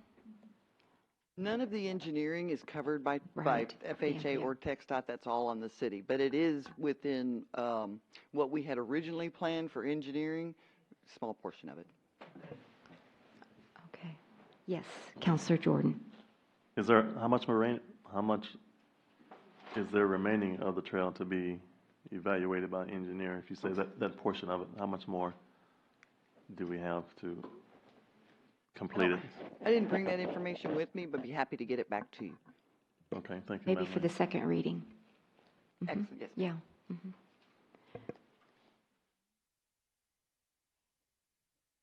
Okay. All right. Any other questions? Any questions from our citizens this evening on the hike and bike? Do we have an estimated timeline of when we're going to see this become reality? I know we're still got to wait for the LC 17. Good gracious, man. It might be done in 21. It might be done in 21, yeah. Okay. It depends really on the contractor that's doing the LC-17 Okay. project. And so That's he the is flood ahead of- control. I just want everybody to know that's the flood control project in the creek, so everybody knows is that. ahead of schedule. It is. And so Wow. he is still planning on having it done this summer. Good. He's had a lot of problems with the San Antonio water system, water coming into his site, which did put him back a couple of weeks, but they're pumping every day, and so they're still on track. And so if he finishes that project this summer, then the county will maintain that property for 1 year. So they won't be deeding that property to us until that 1-year maintenance period is over. So then that carries us into 19. And once that property is deeded to us, we can then proceed because TxDOT will not let us work on property that we don't own. Oh, so we actually have to wait a year before we Own can it. start. Oh, I didn't know that. Right. Huh. That's why it's in the 2019 tip with Okay. the MPO. Okay. All right. Very But at good. least we'll have it graded. Mhm. And the landscaping will be done around it as a part of the LC-17 project. And that'll give us a better idea of how much money we need to spend on landscaping of our own on the trail. Okay, very good. Okay, thank you. All right, anyone else? So this is our first reading, and so there's no action as per the new rules for the charter. So we will move then to agenda item number 8.3. This is a public hearing. Discussion and possible action to consider an ordinance declaring a public nuisance and issuing an order in accordance with Article 3.12 Substandard Buildings of Chapter 3 Building Regulations of the City Code of Ordinances for the property located at 6643 Gristmill, Leon Valley, Texas.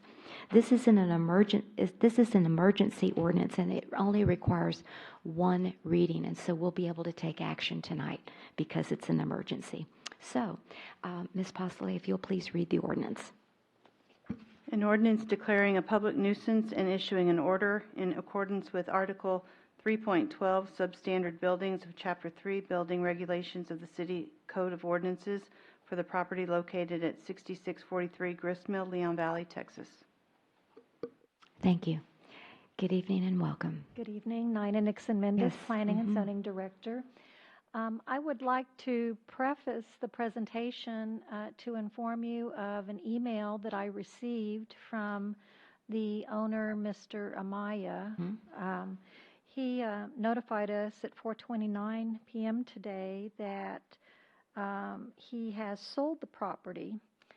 He stated he sold the property on January the 19th. So in consulting with our city attorney, our attorney has advised us to go forward with the hearing until such time that he can produce evidence that the property has been sold. And so it is our recommendation that we move forward with the public hearing. Okay, all right. So whatever actions we take tonight will just attach to the property. Is that what you're saying? We would actually, if it indeed is sold, we would have to reschedule the public hearing because of a new owner. Oh, yes. So it doesn't transfer. That's correct. Okay. Because all the right. state, requires that we notify the owner and the lien holder. But he's only notified us, but we don't have the proof yet. Is that what I'm hearing? That is correct. And he indicated he would email that to us, but he could not produce that this evening. Okay. So did you right. get Mayor, anything I'm sorry. from the lien holder? The lien holder? With the Yeah. lien holder? Well, the lien holder on record at the time, we did provide notice, but if it was indeed sold, there's a different lien holder now, and so we would have to notify, there may be a new lien holder, so we would have to. See if the present one was paid off. Well, Mayor and Council, we just learned of it around 4:30 this afternoon, so we really didn't have an opportunity to contact the lien holder today. But we will be following up, doing a title search in addition to contacting the previous lien holder to see if they've been paid off and to try to go into Bexar County deed records to see if there's been a deed filed for that house. If he sold it on the 19th, the deed should have been filed already and recorded. So we'll have that information. But we want to move forward today because, we're talking about, in this hearing, we're talking about demolishing a property, and an owner can say anything, call us and say anything. And he's sold it back in January 19th, so he knew about this public hearing. He was notified. He could have notified us sooner. So we're just wanting to move forward at this point. But I guess what I wanted to make sure is even if we vote to go ahead with demolishing the property, if it's a new owner, we still have to go back through this again? Yes, ma'am. So. But we don't know that for sure. Don't know that for sure. So this is just covering both scenarios. Yeah. Okay. All righty. Yes, Councilor Martinez. So if this is the case that there's possibly a new owner, would there be any problem just deferring this till the next city council meeting? That'll give the city time to determine whether there is a new owner or not, and then we can move forward?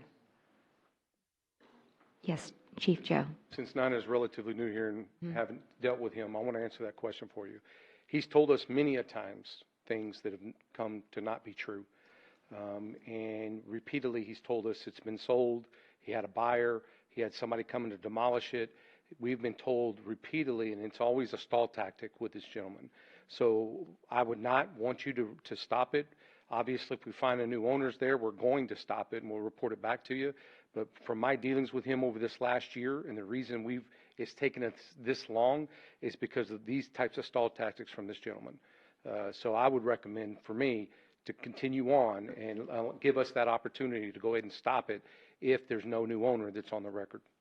Okay. Also, Mayor and Council, I believe the statute requires, puts time constraints on us, so many days to do this and so many days to do that. So I'm not sure if we'd still be in compliance, Nina, if we postponed it or tabled it. I don't know if today Well, is the public hearing was noticed, and so my recommendation would be to hold the public hearing. Now, certainly, if council wanted to defer the decision to the next meeting, they could do so, but I would say at least you would want to hold the public hearing today. Okay. Yes, Councilor Jordan. If this is approved and we move forward, what's the estimated time of, estimated time of destruction or demolish this home? Yes, sir. Well, upon approval of the order, the applicant, and this is according to state code, has 30 days to comply with that order. If the owner does not comply with that owner, then the city can demolish and place a lien on the property. Thank you, ma'am. Okay, thank you. All right, so if you'll, I know we had a lot of questions before the presentation, but I think that was helpful. So if you'll please continue. And Ms. Pasley, you've already read the ordinance. Okay. Just keep it all straight. Thank you. So again, just a recap about our substandard building ordinance. Council did approve that ordinance on December 15th, and it essentially enacts regulations for substandard, unsecured, or dangerous structures. And today is a public hearing to determine whether the property located at 6643 Grist Mill constitutes a nuisance in need of abatement. A fire had burned the single-family home in June of 2016. This map shows the location of the subject property, and this is an aerial of the property, and you can see that here the fire damage to the structure in the back. It's pretty apparent through the aerial, and then also you can see the swimming pool in the back, which has stagnant water, and that's an issue as well. The next couple of slides just take you through the condition of the home. And I just wanted to say we do have staff on hand that went out and inspected, including our building official, Bruce Beeler. So if you do have questions, he's here to address those. This is the front of the home. You can see the home has been secured with respect to the openings with plywood, but you can also see that in looking at the front, the damage that has been sustained to the roof. You did see that in the aerial image. Again, these are some images related to the public frontage. Again, you can see the damage here, damage to the side. There is a fence on the property. Some additional photographs of the damage. I'm just going to flip through these.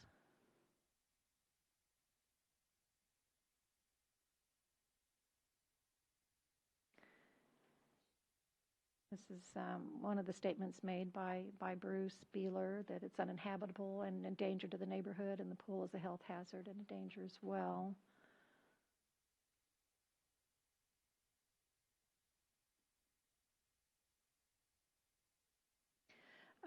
Upon our last inspection in January, we went out to the site, and although there was a lock, you can tell that the gate had not been secured. So anyone can just walk in there right now.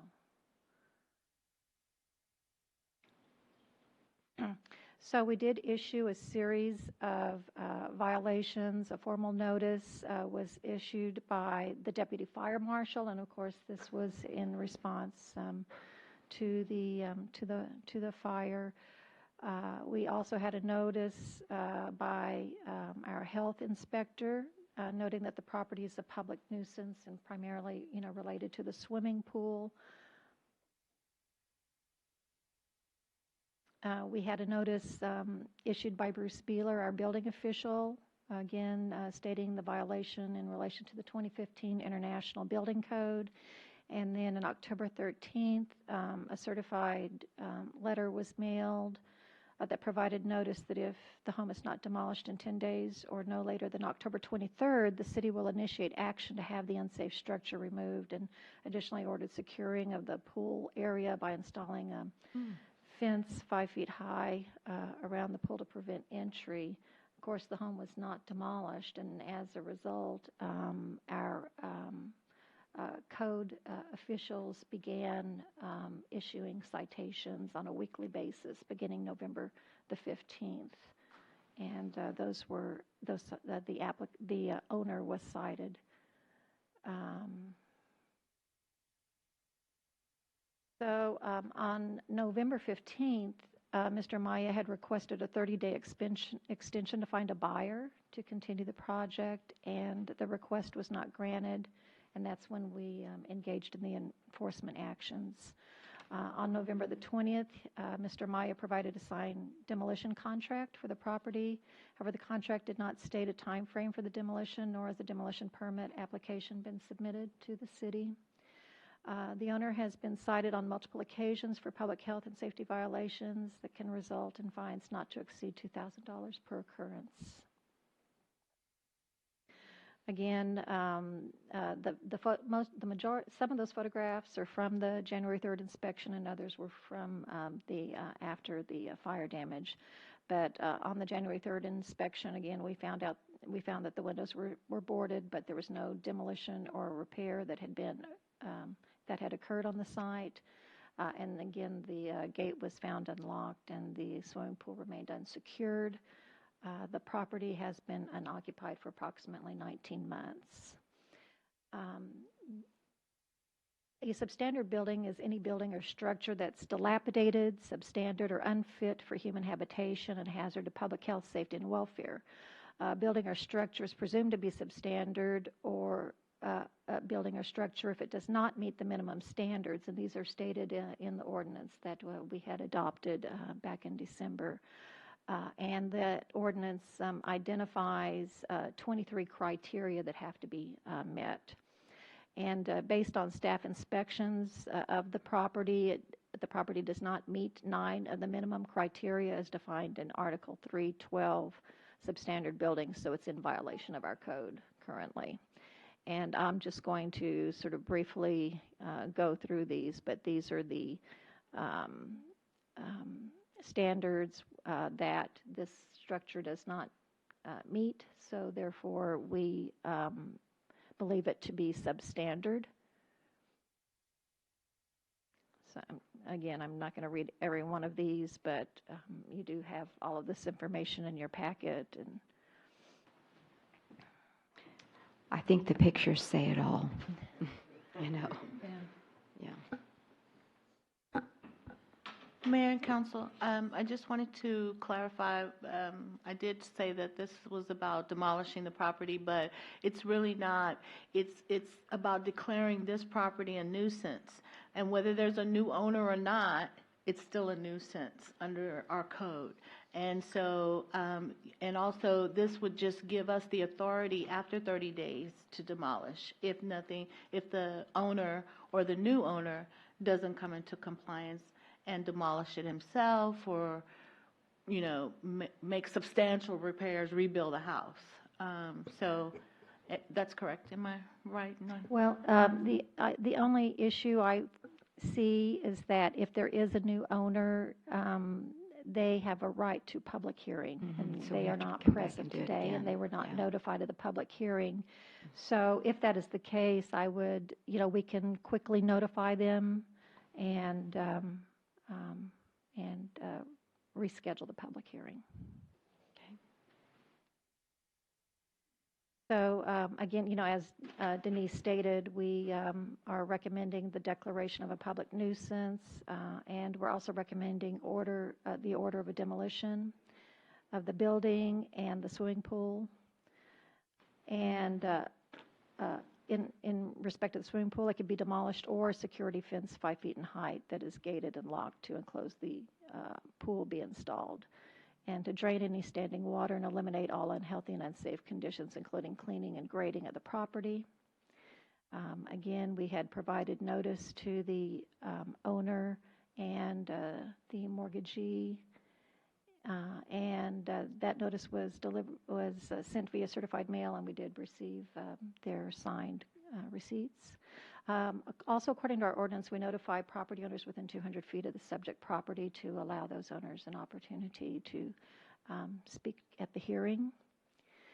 And so this just shows you the timeline. So if an order were to be issued, the municipality requires the owner, lien holder, or mortgagee within 30 days to secure the building or repair, remove, or demolish the building unless the owner or lien holder establishes at the hearing that the work cannot be reasonably performed within 30 days. And that burden would be on the owner or the lien holder.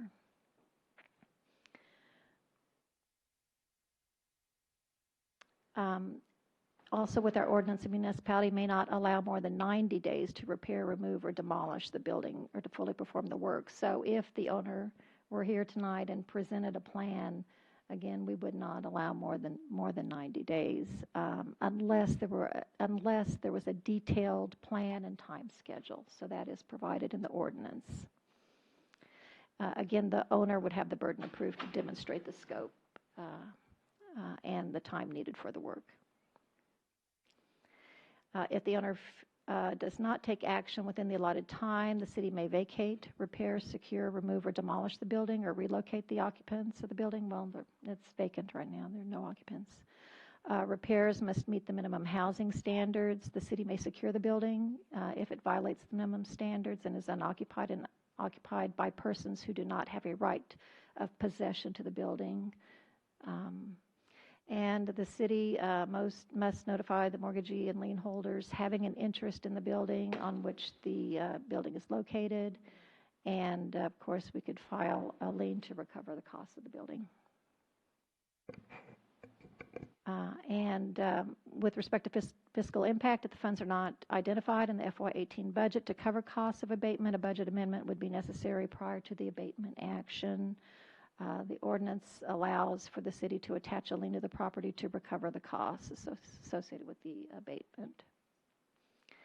And this shows our C statement in regards to this particular item. And that concludes my remarks. Okay. Let's ask any other additional questions before we open up the public hearing. Do we have a cost for abatement yet? No, we don't. We don't. Okay, so we don't have we can work on that. We don't have a range, but I guess I just want to be sure that whatever we do tonight with the original owner, if there is a new owner, we're going to have to do it again. Yes, ma'am. Correct? That's and correct. So the lien doesn't follow the property. We still have to, we have to do it again. So, in other words, let's say it's $50,000 to abate, and then we file the lien. Mm-hmm. But if it's a new owner, then it's not going to be different, yeah, right? The reason for rescheduling the public hearing would be for the notification purposes, to notify the new owner, and if there's a new mortgagee. Okay. Mm-hmm. All right. Yes, please add something, because I think this is the first time in my knowledge, that we've done something like this. Yes, Demolish. it is. This is brand new. But we would file a lien on the property, so it would stay with the property. It'll stay with, that's what I meant. It does not stay with the property That's owner. right. That's what I meant. Okay, good. Mayor, Yes. yes, but the lien wouldn't be filed until after we've spent the money.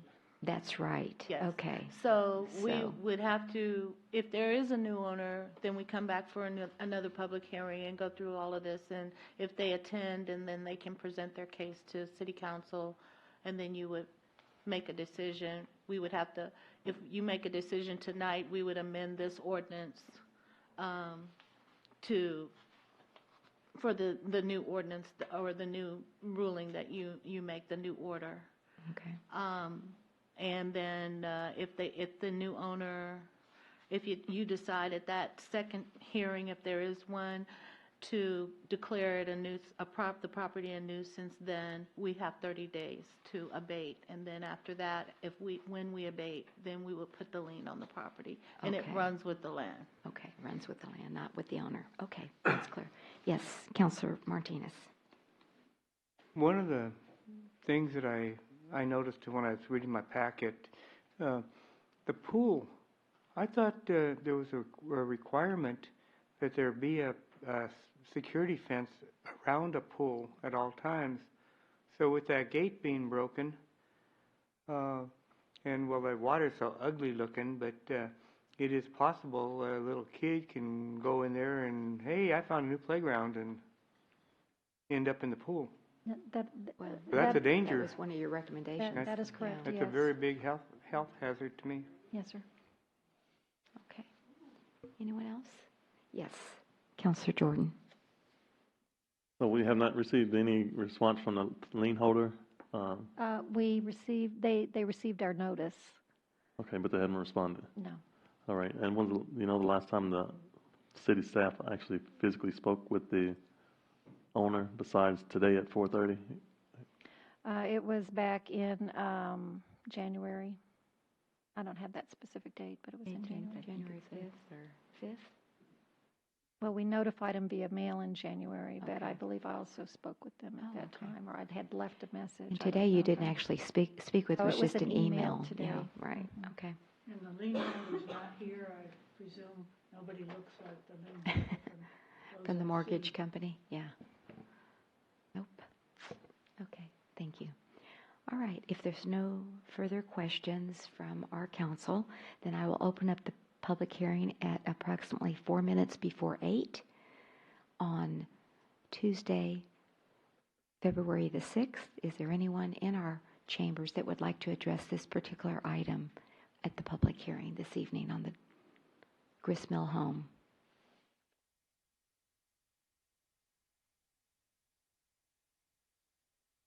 Okay, 7:56. Okay, seeing no one, then we'll close the public hearing at 7:56 on February the 6th and stand in line for a motion. I'd like to make a motion that we grant the ordinance declaring a public nuisance and issuing an order in accordance with Article 3.12, substandard building of Chapter 3, and as presented tonight. A second. All right, we have a motion by Counselor Martinez and a second by Counselor Jordan to declare a public nuisance as discussed for the property located at 6643 Gristmill. Yes. Question. Any further discussion? And Counselor Alcacer has further discussion. Does that include the order of demolition and the order securing the swimming pool in the way you stated your motion, Mr. Martinez? It's all in the packet, the way they presented it.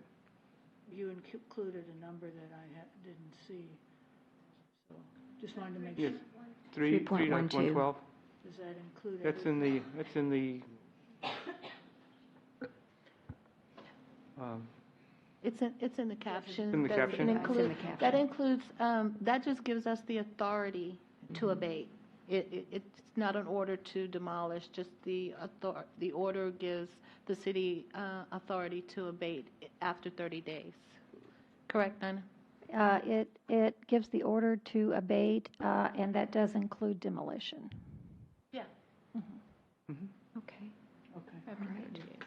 All right, with that clarification, let's vote. All those in favor say aye. Aye. Any opposed? The motion does carry. All righty, thank you very much.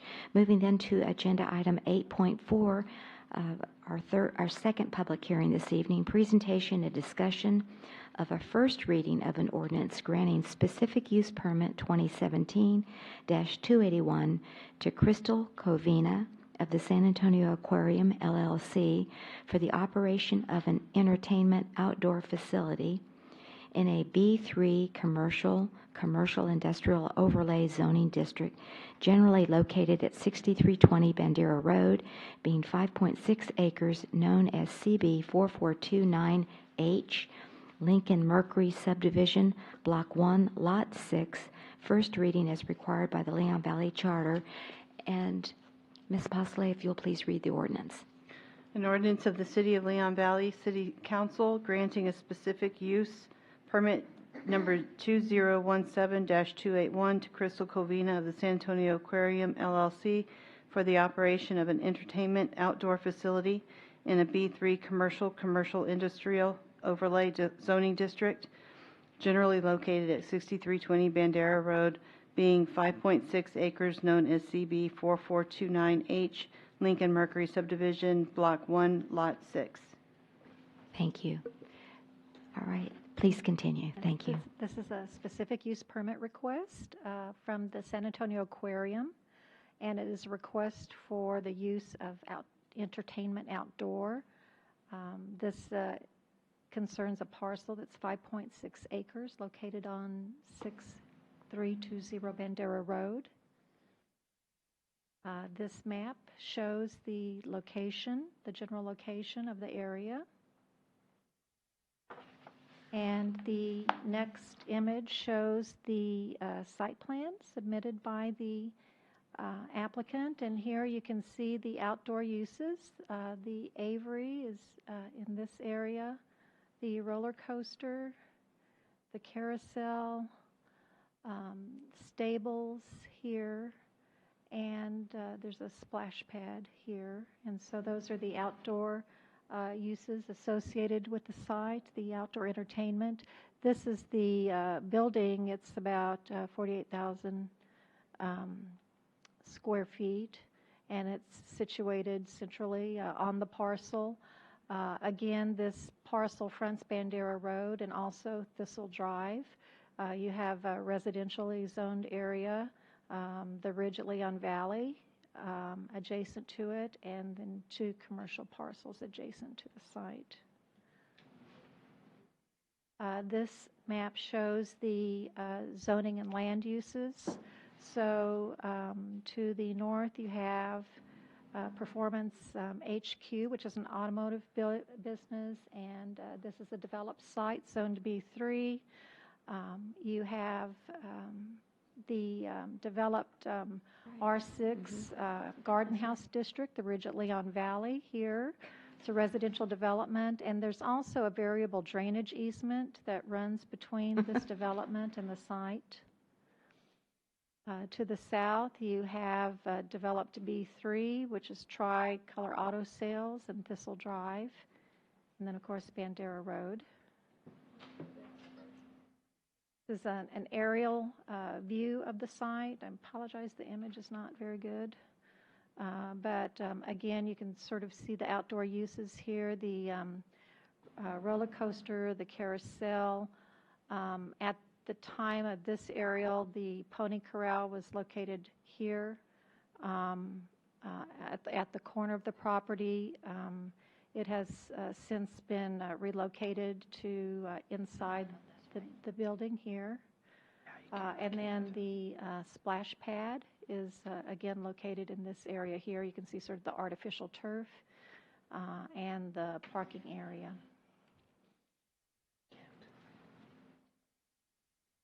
So a little bit about the history of the site. In 2010, it was included in the sustainability overlay. In 2012, that was amended to the commercial industrial overlay. This was the former Fiesta Dodge dealership, and it was zoned B3 at the time and redeveloped by the San Antonio Aquarium. There was a certificate of occupancy issued in 2015.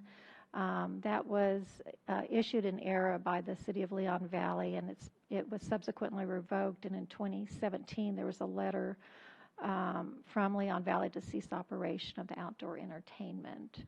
At that time, they were advised to apply for the SUP. There had been some notices of violation related to some public health concerns, and that dealt with the museum or the interior of the aquarium, and those have been addressed. And the next couple of slides provide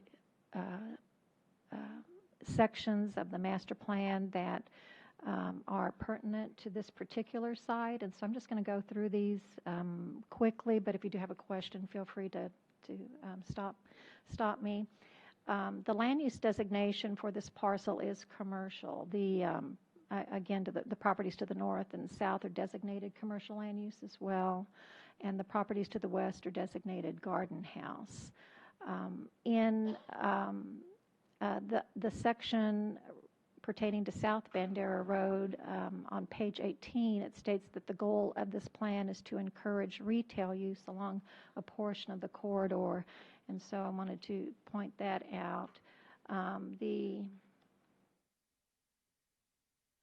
There is a section of the master plan that pertains to the ridge at Leon Valley, and in this, again, what it suggests is that any B3 in the area may be considered for B2 retail zoning. So again, that sort of indicates wanting, maybe diversification of the commercial and wanting retail along the corridor. There are also some objectives related to neighborhood compatibility.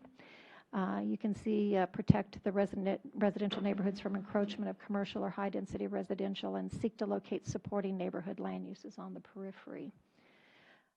And then, again, there's some objectives related to the site design and calling to site design techniques such as screening buffers, building orientation employed to mitigate any kind of negative intrusions on the neighborhood. And again, land development in commercial areas, enhancing the stability and strengthening the city's economic base while minimizing the adverse effects on adjacent non-commercial. So again, the concern related to the adjacency to residential. So staff does have some comments related to the SUP. Again, this is an SUP that would authorize outdoor entertainment. The current outdoor uses are the roller coaster, merry-go-round, aviary, splash pad, pony rides, and corral. And in order to be considered an indoor use, it would have to be wholly enclosed with roof and walls. I did want to comment about the pony corral. It was located at the rear lot line. This was removed the week of January 15th, 2017, prior to the Zoning Commission meeting. So I did want to clarify that has been removed, and that the stables have been relocated to the back of the main building. And again, one concern that staff had is that the proposed use could present nuisances, including noise, associated with the outdoor rides, the roller coasters, the splash pad, aviary, pony rides, concern related to light trespass, and possibly the operating hours until 8 p.m. The proposed outdoor uses, such as live animal exhibits and the splash pad, might present public health and safety issues related to sanitation, disease, and as I said, we had some concerns related to the indoor activities and had requested corrective action, which has been done. The staff does have comments related to the site plan. When the site plan is submitted, we do review the site plan based on the city code and provide those comments. But essentially, when you're adopting the SUP, if you were to approve it, you're not adopting that site plan. What the site plan does is it provides general guidance in terms of how they are envisioning the arrangement of the uses, and it shows you, sort of the general ingress, egress to the site, all of those main issues. So it is a tool for evaluation. Now, certainly when they come in for their certificate of occupancy and of course their building permit application, the site plan would need to comply with city codes at that time. So just wanted to make that clear. So again, I had listed some of the deficiencies in the site plan. Of course, if the council were to approve, then time would certainly be given to the applicant to correct those deficiencies prior to a building permit being issued. So these are some of the things related to the landscaping, the perimeter landscaping, canopy trees, and the landscape islands within the parking area. Again, ensuring that there's a lighting plan where there's no trespass. Right now on the site, they do have some lights in their parking area, and it looks like they're the 90-degree cutoff. So, more than likely they're going to comply with that, but we would just need to see that, when they come in to submit their building permit. And then we had some comments from the fire marshal related to the fire lane and the turning radius, particularly in that corner that's adjacent to the roller coaster. That was of main concern. And then ensuring that fire, you could do a 360 fire lane around the property. So that's something that would need to be addressed, prior to issuance of a building permit should council approve. So again, those are some of the items that we commented on. The traffic impact analysis worksheet indicated under 100 trips, so they are not required to do a traffic impact study. And this is just a series of some of the images of the site, so I'll flip through these. We have the splash pad in front of the building.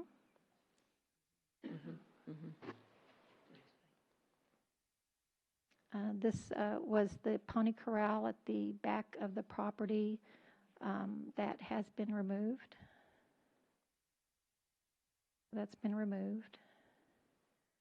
And so this is the location here of where they're stabling the ponies now.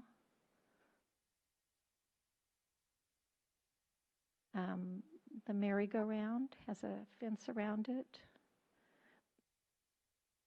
This is the roller coaster. You can see the aviary in the background.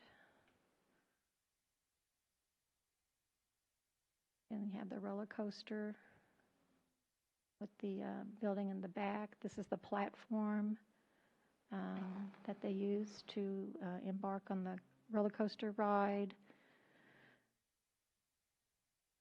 Again, this is the next couple of images just show the fire lane issue that would need to be worked on to get resolved. Again, this is sort of that area of concern right here.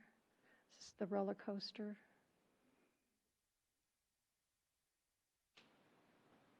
And this is the fire lane behind the aviary.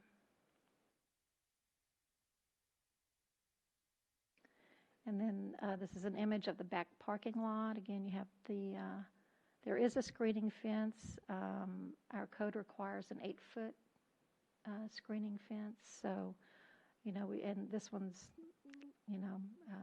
leaning. I'm not unsure about the condition, but that's something that we would want to address. And sort of another image of the fence. You can see that there is some vegetation behind the fence, and then you have the residences here. There is this drainage easement here, and again, it's about a 30-foot variable drainage easement. An image of the aviary here. The notification process, the letters, we had 23 letters that were mailed. None in favor, none received opposed, and 2 were returned.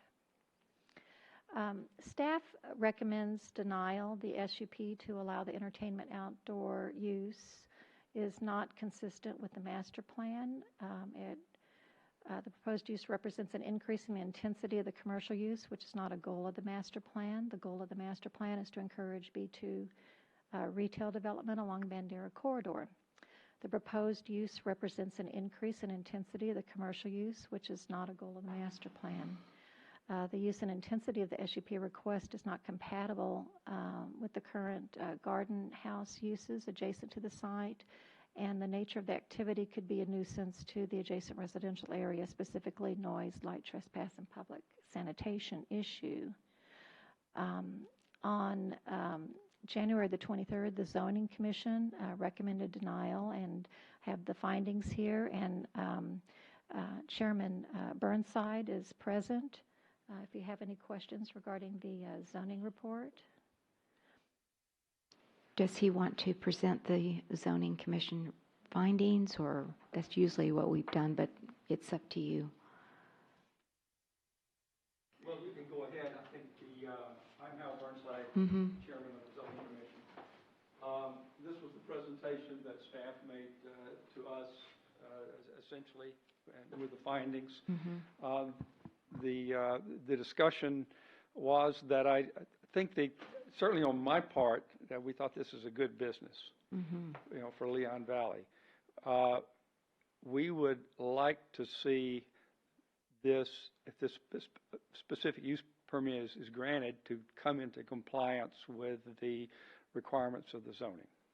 Okay, and then come back to the zoning commission if that's appropriate.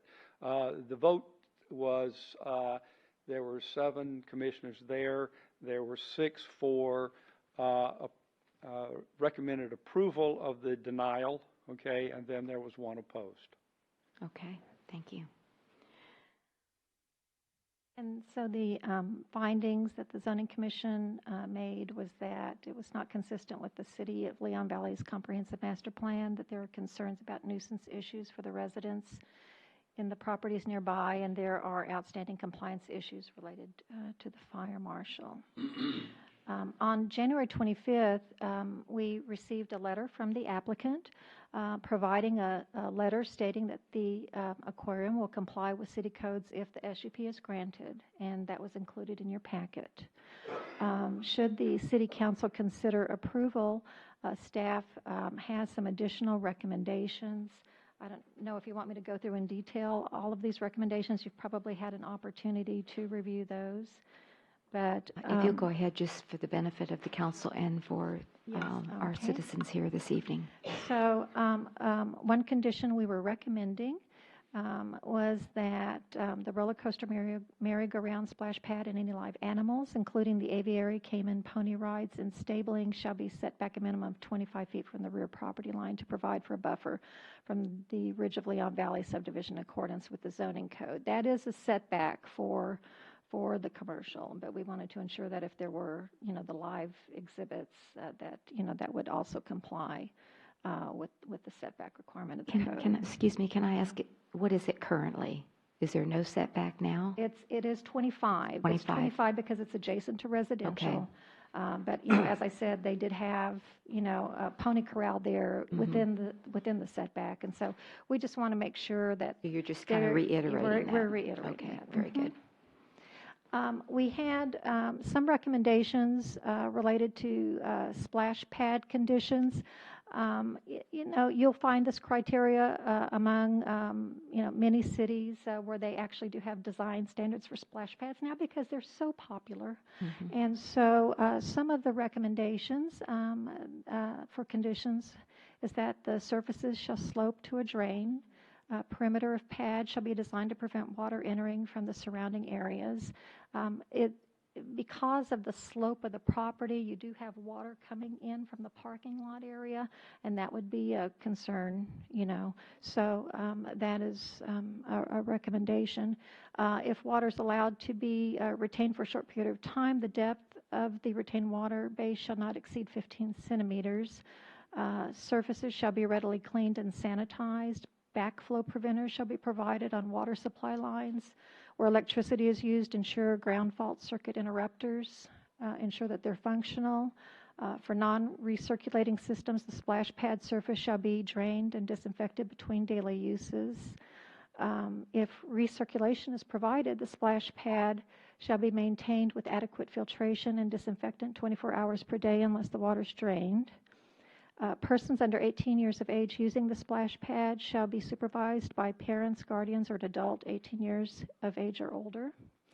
A sign that the water is not intended for drinking shall be posted at the site.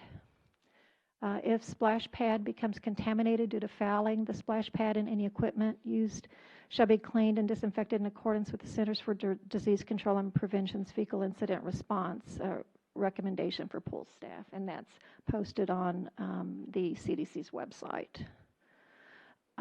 With respect to the live animal exhibits, the conditions that we're recommending is that they all have underground drainage. All exhibits with live animals shall be washed down daily with fecal and food materials, manually removed or washed into an on-site drain. The strainer baskets must be placed in the drain to catch the large particles, which shall be emptied into the garbage container. Waste shall be removed weekly to an off-site composting site. Waste storage areas shall be enclosed and kept free of flies and rodents. Any drainage from animal exhibits shall be diverted away from drainage easements and waterway. Again, that's critical because of the drainage sited behind the property. Waste storage areas shall be placed at a distance of 50 feet from all property lines or other outdoor entertainment activities. Dumpsters must be positioned at the stable for temporary stall waste storage. Dumpsters shall be sized so that the contents are emptied at least weekly, and the dumpster storage site must be screened from view with vegetation and fencing. And again, as we've stated, we want compliance with the codes, including the 8-foot vision-proof fence, parking and landscaping requirements, and then, of course, they would need to come in and get a building permit. Okay, very good. Can I just have some clarification on the alternative actions that you just went through? Yes, ma'am. Is the aquarium not doing any of those, or are they doing some of those? I just want to. I just want to know what they well, what the they're setback, the setback they comply they're doing with currently, yeah. since they've removed Okay. the pony corral. Okay, the splash pad, I believe that. I mean, I don't know. I cannot. That would just be yeah, maybe for the something- second reading we could Yeah. delineate. And that's something you could certainly ask the applicant. Is Mr. Todd, Mr. Morgan, can you address this? I'm just, because I was thinking, I mean, they've had the splash pad in use, right? And we haven't had any, I haven't seen anything that shut it down because it wasn't clean or disinfected. So that's what's coming in my mind. So are you asking, Mayor, Council, are you asking specifically about the splash pad or compliance in general? Well, I guess both, yeah. Compliance in general is non-existent. They're given orders to comply. They continue to revert back to previous behavior since they've opened. They were actually ordered to remove across the back of the building. They had bamboo from ground level all the way to the top of the building. They were ordered to remove it. They removed it. We passed their inspection, came back. They had put it back up. They do that on multiple things. They had been ordered to hand washing stations. Mm-hmm. Replaced. You actually have photos in the documentation where they've removed them off the wall. So from our perspective, we've seen very little attempt to comply with our orders. Okay. All right. So maybe we could get a little bit more specific on this list because we do have an opportunity for another hearing. So I'd like to delineate. Okay. Okay. Very good.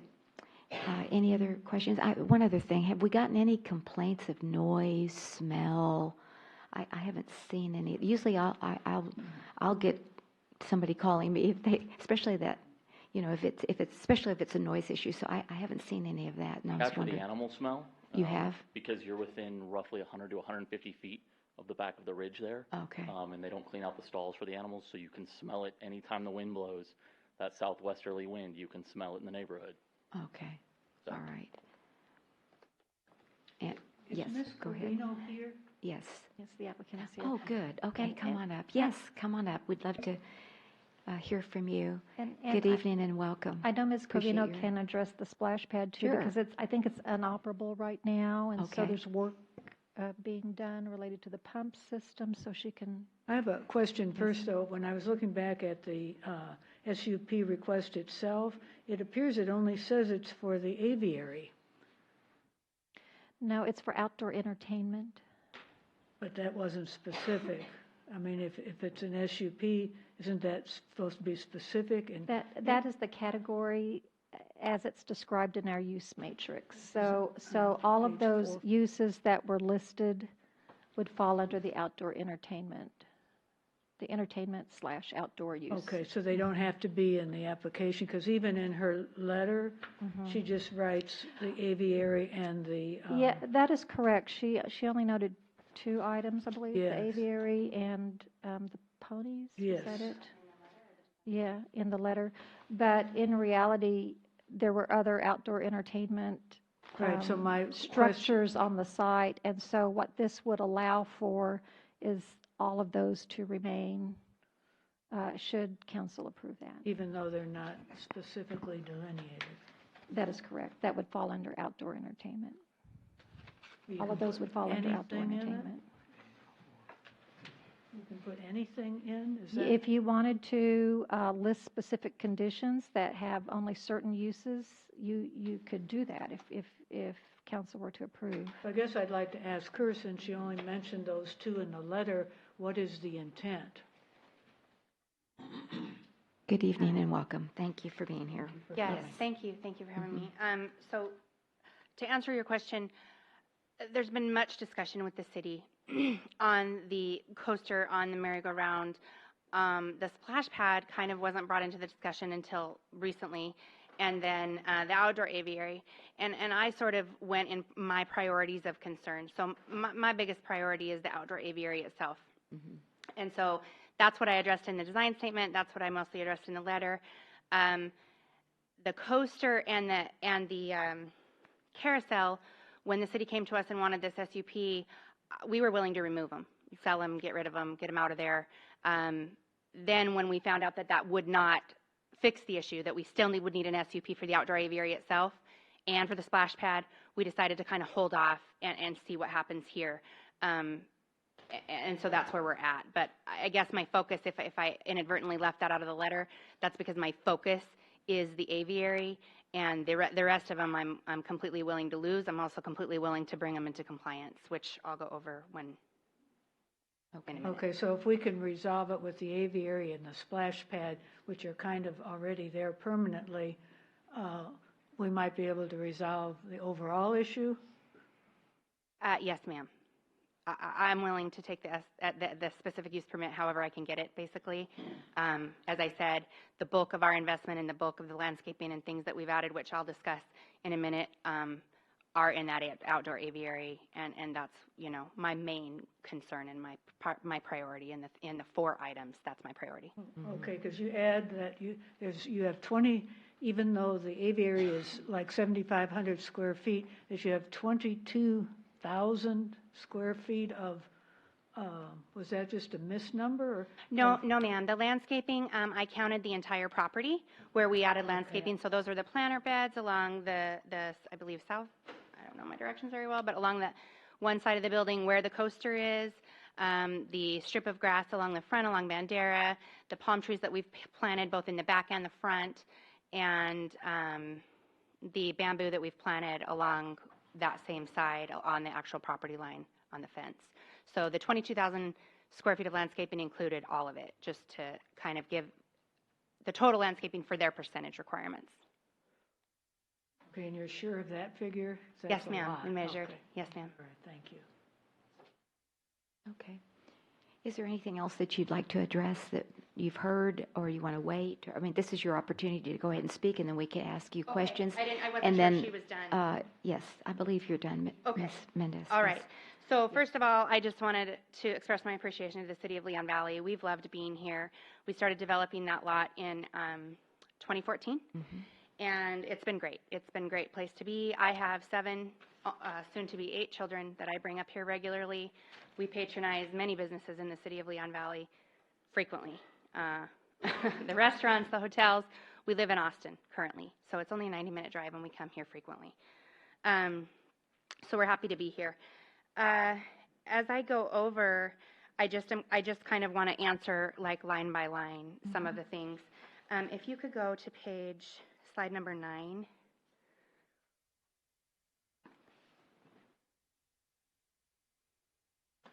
sorry. To address the statement that the outdoor entertainment use does not fit in with the master plan of the city, there was some information and some wording in the master plan that was there when we were at the zoning meeting 2 weeks ago tonight that's not there now. And so I just wrote it out from that PowerPoint. And what it says, it's from page 71 of the master plan. It says the goal of this plan is to encourage B2 retail development along this corridor. Then it says the existing B3 properties may be maintained as such as long as it is in conformity with the zoning ordinance. So I wanted to point that out because I'm a little unclear if no matter what I do, we're kind of hoping to go to B2. We do have a gift shop, and we also bring shoppers to your B2 businesses, I believe. So we have roughly should have written that number down. We have roughly 400,000 visitors through our doors every year at the aquarium, and it's a great, fun family place. I don't know how many of you have been there, but you know, we definitely bring people from outside the city in to patronize the businesses that are here. Just to give you some numbers, as was suggested by, I can't remember if it was Felicia or Nina, and by the way, they've been fantastic working with me, helping me do this. This is new to me. Just for a little background, I have been an owner of the San Antonio Aquarium since March of 2014, March of 2014. However, I took over as the CEO in October of 2016. So I wanted to express that as we go along. That's my history. That's when I got super involved with the business. I've always been there, helped design it, but that's when I became involved in the day-to-day operations. So just to give some numbers on the tax, the sales tax revenue that we've had over the last several years. In 2014, our sales tax paid to the city was $17,398.15. I'll drop the cents. In 2015, $332,880. 2016, $286,631. And thus far, we pay monthly. In 2017, $285,312. And then obviously, I don't quite have the numbers for 2018 yet. But we opened up in December of 2014, actually. I think on there it says we opened in 2015. And then from there, I'm just going to kind of go line by line. Public health issues that have been mentioned. As far as anything that's been mentioned or that's been brought up since October of 2016, I have ensured that my staff has taken care of quickly. I'm anxious and desire to work with the city on anything and to be in complete compliance at all times. That's my goal. That's you know, my desire. I don't desire to be out of compliance ever. So I'll get back to that in a second.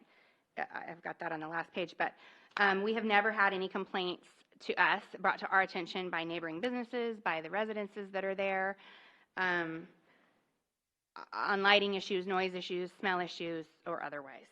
You know, I will just skip to that really quick. We, again, have never been made aware of any issues. We clean out the pony stalls twice a day, just like our indoor exhibits. They are thoroughly cleaned twice a day. So I go out there. I'm actually very sensitive to smell when I'm not pregnant. Right now I'm pregnant. I'm extremely sensitive to smell. And that's the first thing I do when I get on site is I walk all around the building, and if it smells like fish or if it smells like whatever the smell is undesirable, I want it taken care of. So I wanted to point that out. As far as the hand washing stations, again, I think a lot of that was before I took over. We did find, and I have my chief husbandry officer here, but we did find that the hand sanitizer was damaging our exhibits and harming our animals, making our fish sick. So what we did, under my direction, is remove those and replace them with wipey, hand sanitizer wipies, because it just doesn't leave as much residue on the hands. So my goal is to protect, obviously, public safety 100%, but also the health of my animals. So that kind of is my response to that. As you said, we've added landscaping, 22,000 square feet to the property. We're perfectly willing to add more. We're constantly trying to improve the look of that building.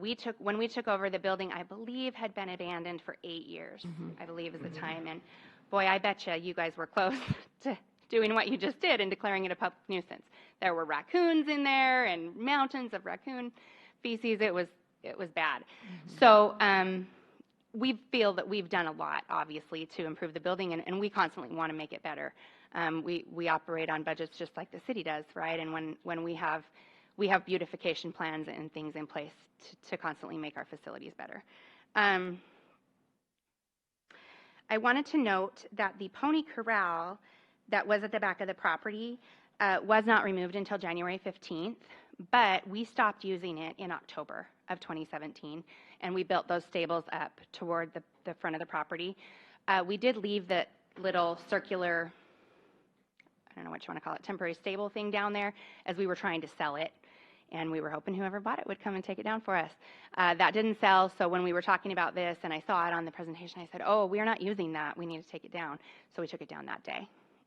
But we hadn't been using it for 4 months prior to that. As far as the site plan issues, we realized that there's lots of things on the site plan. And when I actually went before the Zoning Commission 2 weeks ago, I said, I'm willing to comply with all of the city ordinances. The one that had me concerned was the islands that have to be added to the parking lot, and I was really freaked out about the cost of that.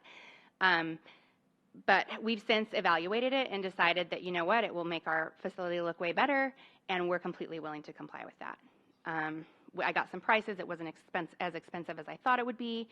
So we are willing to comply, as the letter stated, with everything. The privacy fence, I think you saw in the pictures, all that foliage. We're probably going to have to trim some of that foliage back that's in that, what did you call that place where the foliage is? No, in the Drainage. The drainage easement or whatever it's called. So we'll have to trim some of that, but I think that foliage does a great job of blocking a lot of that, and I'm sure we won't remove all that. Just trim it up, and we can, easily put that fence up. So we're just ready to work with you, and I just want to get this behind us and get the thing beautified and continue to be here and flourish. And as I said, I'm not married to the idea of the coaster or the carousel. We just decided to wait until this all got ironed out, because if we have to get an outdoor entertainment SUP anyway, why not leave them there until we figure it out? We ceased operation with those, however, in August. So those have been locked off. The gates have been closed. They're emergency exits only, and those rides have not functioned. The splash pad, again, we want to come into complete compliance. It does comply with most of that list. And to answer your question, Mayor, I just made little notes as we were going before you asked that. So the splash pad, we will meet the things. Most of it is already there. We don't have a sign up. And again, we ceased operation of the splash pad in August of 2017. But we have filters, and we have chlorine, and we have the different things that are required there. I know that it slopes to a drain. Should we evaluate that and find out that we have to rip out the concrete and re-pour it, I'll lose the splash pad or whatever. It is a great, I believe somebody at the Zoning Commission called it an amenity. It's just something great. It's little, well, you saw the pictures. It's a flower and it's something else that spouts water. The kids have a great time out there. We don't charge for that. It's just an extra thing. We've got some picnic tables. People can come and enjoy that and leave. Like, we don't even require entrance into our facility to partake in using that. So we kind of wanted it to be like a park. Not a park, but just an amenity. My kids love it.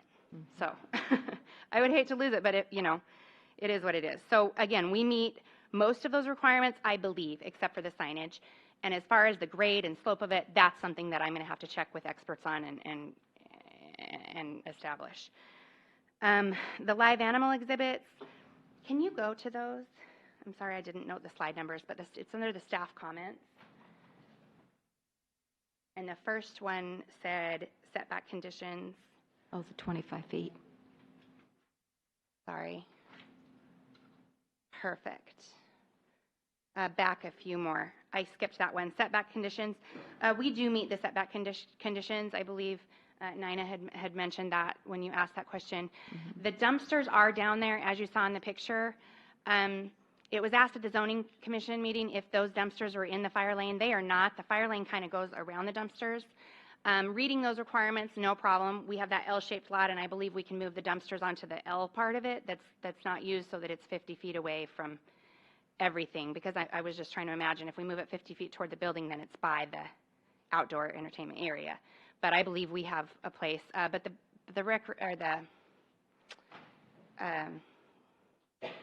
losing the word, but the garbage people put those there, and we can move them wherever we need to, I assume.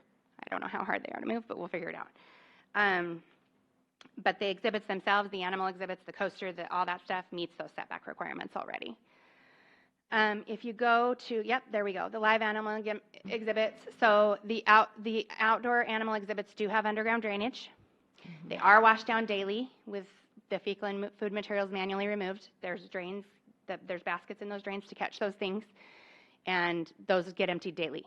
Waste shall be removed weekly. That's done. I don't know about a composting site, but that's something we're obviously willing to comply with. And we work hard to keep our waste storage areas clean. It's an outdoor area, right? We don't want flies and rodents near our waste area because we have animals and things that we like people to enjoy. Okay, can you go to the next one? The drainage from the animal exhibits, again, we have the drains. We are also having in our plans to install additional drains out there outside of the aviary so that it's like a secondary catch, a double safety, if you will. The waste storage areas I already addressed. The dumpsters I already addressed. Oh, dumpsters at the stable. So I found that to be slightly, we'll have to get some clarity on that just because it said it couldn't be within 50 feet of an outdoor entertainment area. Again, willing to comply, however, whatever you guys tell me to do, as far as that goes, we'll do it. And we'll have to build a screen with view with vegetation, which I'd be happy to do because dumpsters are not attractive. So I was wondering if you could get together with the city staff this week, so before the next hearing, you have a whole agreement and this whole thing can be worked out. Is that possible? It's possible for me. Yes, Mayor. What's probably not Council. possible is the site plan to be completely completed. But the agreement to. But the agreement, Well, and I'd like. We've already given them, we've already put out conditions, and if we need to go back over those conditions or add more or delete, that's up to Nina and her group. But certainly. I'd like to see specific agreement that this, not just saying we'll do it, but this is what we'll do, and maybe have a deadline. When do you think, by the next council because date? Ms. Covina's. Before it, and then a deadline for each item. Since we're in litigation, it would probably be either, I don't know if we already have a Rule 11 with you guys. Do we have a Rule 11 with them? Okay, so we could probably do a Rule 11 agreement because we're in litigation and set out those parameters.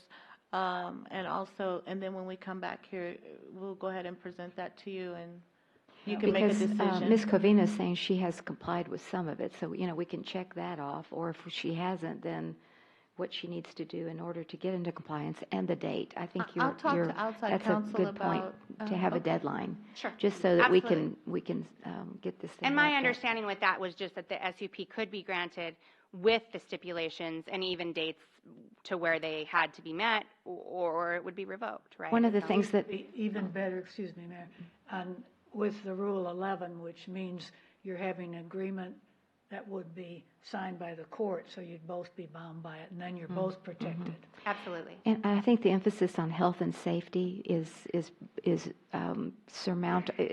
the most important thing for us because that's what is our guidance as a city. And so one of the issues that just glared out at me was the fire lane. I want to be sure that we can get our fire trucks in there and turn it around because we would not want to have a tragedy that we could not get in there. So okay, perfect. That's important. So it was my understanding when that fire lane was painted that were you consulted and helped on that a little bit, or did they just paint it?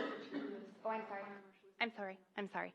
It was my understanding that the fire marshal was consulted during that, but I drove that corner of concern myself and said, oh yeah, we've seen semis get fit through there, but I see why it's a concern. And we're willing to do whatever, including remove the roller coaster, move it back, whatever we have to do. I agree. That corner is an area of concern. Absolutely. Okay, definitely. And I just had one other question. There seemed to be an entrance. Of course, there's two entrances off of Bandera Road, but is there another entrance exit behind the tricolor onto Thistle? Yes, ma'am. That is another entrance. Yes, Okay, ma'am. I just so wanted to so a fire clarify truck, that. if they came in off of that first entrance, the entrance closest to City Hall, they could go around the back of the building and go out that. Sure. However, it is required that they can go all the way around the building, so we've got to do something there. I believe it's a foot or two. I'm not sure how many feet, Very but good. So absolutely. that's something I think is paramount that we add to Yes, that ma'am. Rule 11. Yes, Councilor Martinez. I was on council when this first came about, and I remember one of the conditions was, and I've noticed it's never been happened, is the gate on Thistle was supposed to have been locked. And we have locked that at some time period. I personally was unaware of that condition, and I was unsure if, for fire reasons or whatever, that if we were able to lock it. I'm not sure. So should the city want me to lock it, I'll lock it. It's not used by the public, I don't believe, Okay. at all. My second question is to the city attorney.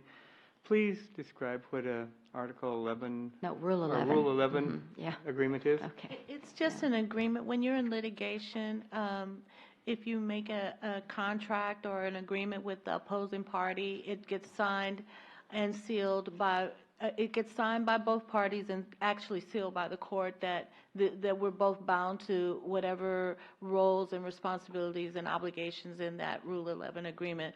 So we could set out the conditions for the SUP in that Rule 11 agreement, or for whatever conditions that are still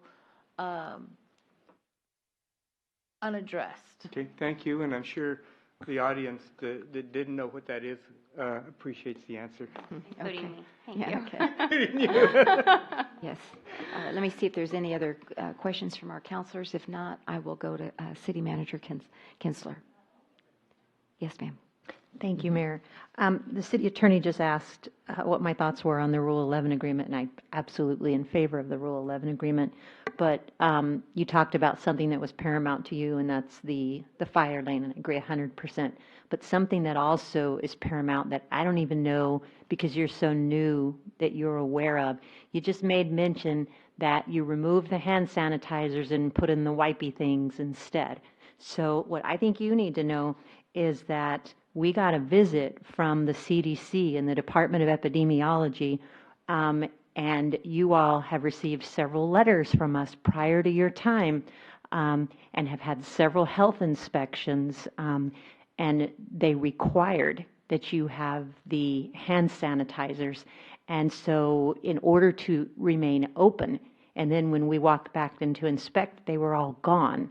And so I just want you to know, before you say you're in favor of a Rule 11 agreement, the city has no choice but to comply with the CDC and our health inspector. And so are you going to be able to find some sort of solution? I mean, you look at SeaWorld, they have the hand sanitizers. I realize people don't stick their hands in the tanks as well. I'm confident that we can find a solution. Whether if the wipes aren't in compliance, then perhaps we can find a non-scented. I'm confident that we can find some solution. I believe it was just that liquid Purell that leaves that smell on your hand all day is possibly the problem. I remember in 2014 going to the Austin Aquarium, and y'all didn't have any dispensers. You had those old-timey crank Paper things, towels. which it wasn't paper We don't towels, it have was those those anymore. towels. Do Those y'all remember that? rotating towels. Yeah, and then you'd clean it, and I thought, that is so ingenious, because We were you're trying not saving to on use paper trash towels, and, yeah. the whole 9 yards. So I don't know, that's a solution. And we do have some hand washing Super stations, germs but on not those? enough Okay, for never them, mind. for the. Okay. Yeah, I would just encourage you to go right back to the letters that the city wrote you, because they were straight from the CDC and the Department of And get a Epidemiology. Sure, We we can can get you a definitely copy. get those too. We'll get you a I was just copy. worried you didn't know about them. I didn't. Because in fact, it strictly says in the letter that if those aren't up in an X amount of time, that the health department would shut it down. Right. And so that makes me really nervous, so we need to get together on that. Absolutely. Well, And I can do, I mean, yeah. I can work on that tomorrow. And then also, if you're in Austin, who is the contact here in Leon San Antonio. Valley? So I so come that we can have frequently. good communication Yes, back and forth. Marcus Wallace is my general manager. Hi, Marcus. how And are you? he's there Okay. almost every Very day. good. Okay. So he would be the main contact. Very good. Okay. Very good. Marcus, and your last name? Wallace. Wallace. Okay, very good. Yes, ma'am. All right. Any other questions from the counselors on this issue?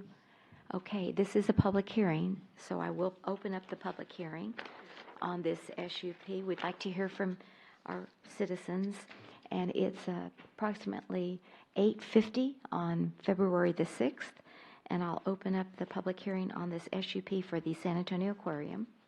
Wanted to add a thank you. Yes. If any would like to address the council at this time. Okay. All right, well then we'll close the public hearing at 8:50 as well.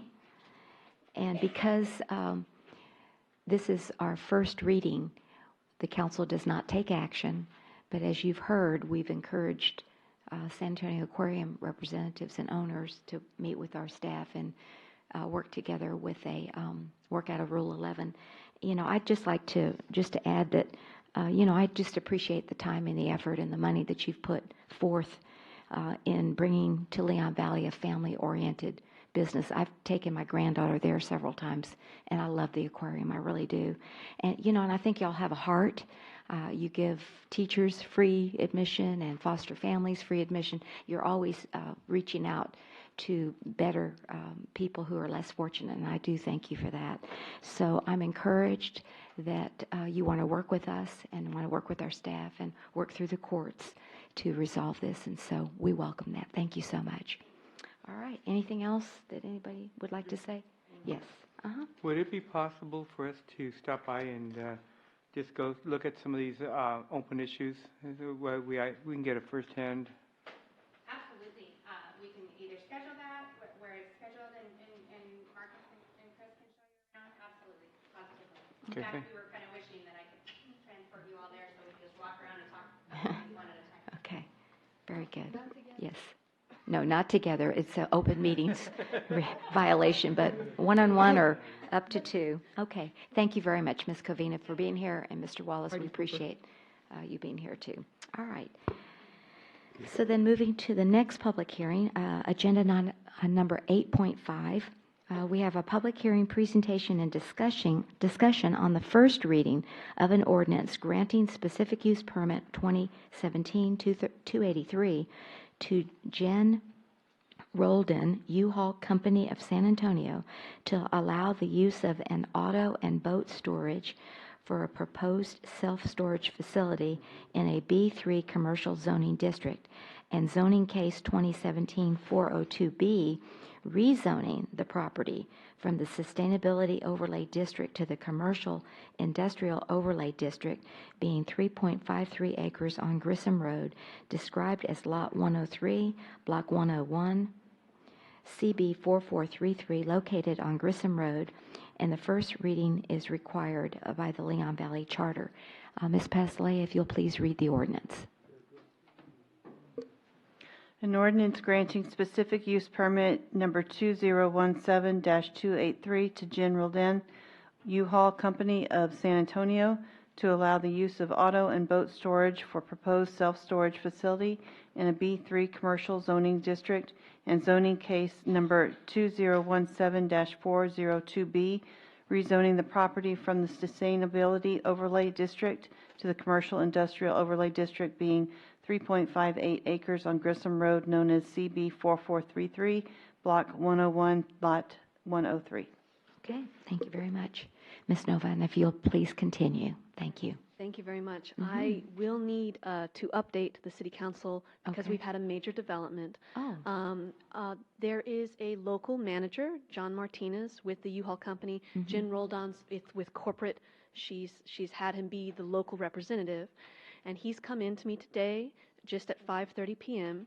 to inform me that he would like to formally withdraw the zoning case and amend the SUP application to allow for vehicle storage and warehouse, and for that to be reconsidered by the zoning commission, and he agreed to do that no longer than 90 days. But this is a major change, in, you know, some things no longer apply because he is making these changes to his proposal. But I wasn't sure at this point. He's here, he can talk about his new proposal, or if you had questions, if you would like me to go through any of the development, because I do have land information I could give you. I just wanted to ask how you would like to proceed. Okay, but it's not the same it item is, that we spent all of our time reviewing. Correct. So He I would is with- say, personally, we ought to just wait until he brings back the application. Is he withdrawing this he- application? He's with, because we have to be very careful because of the code, how it's written. Okay. He's only withdrawing the rezoning case. Oh, and that's he right. would- We've got the rezoning and we've got the SUP. Yes, so he's That's right. withdrawing rezoning, but he would like permission to amend the SUP and have that reconsidered by the zoning commission within 90 days, so that his new proposal can be considered and then brought to city council. Okay, but is rezoning contingent upon the SUP? No, the rezoning in this case was Is only from- to allow self-storage. Okay. Now, because he's changing to allow only vehicle storage and warehouse, that is no longer a concern.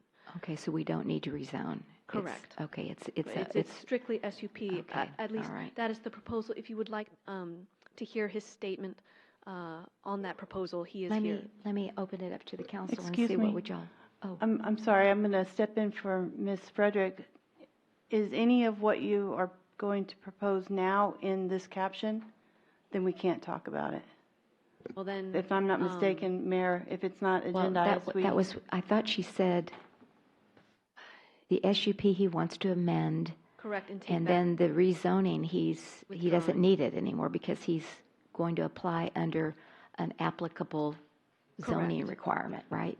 So the And need to- this is a new Yeah. development. I so apologize. It's that not was why in I the was saying I agenda. thought we ought to just wait, but I wanted to be fair and hear from the council. And Mr. Martinez is here, so I don't know, where is our city? I don't.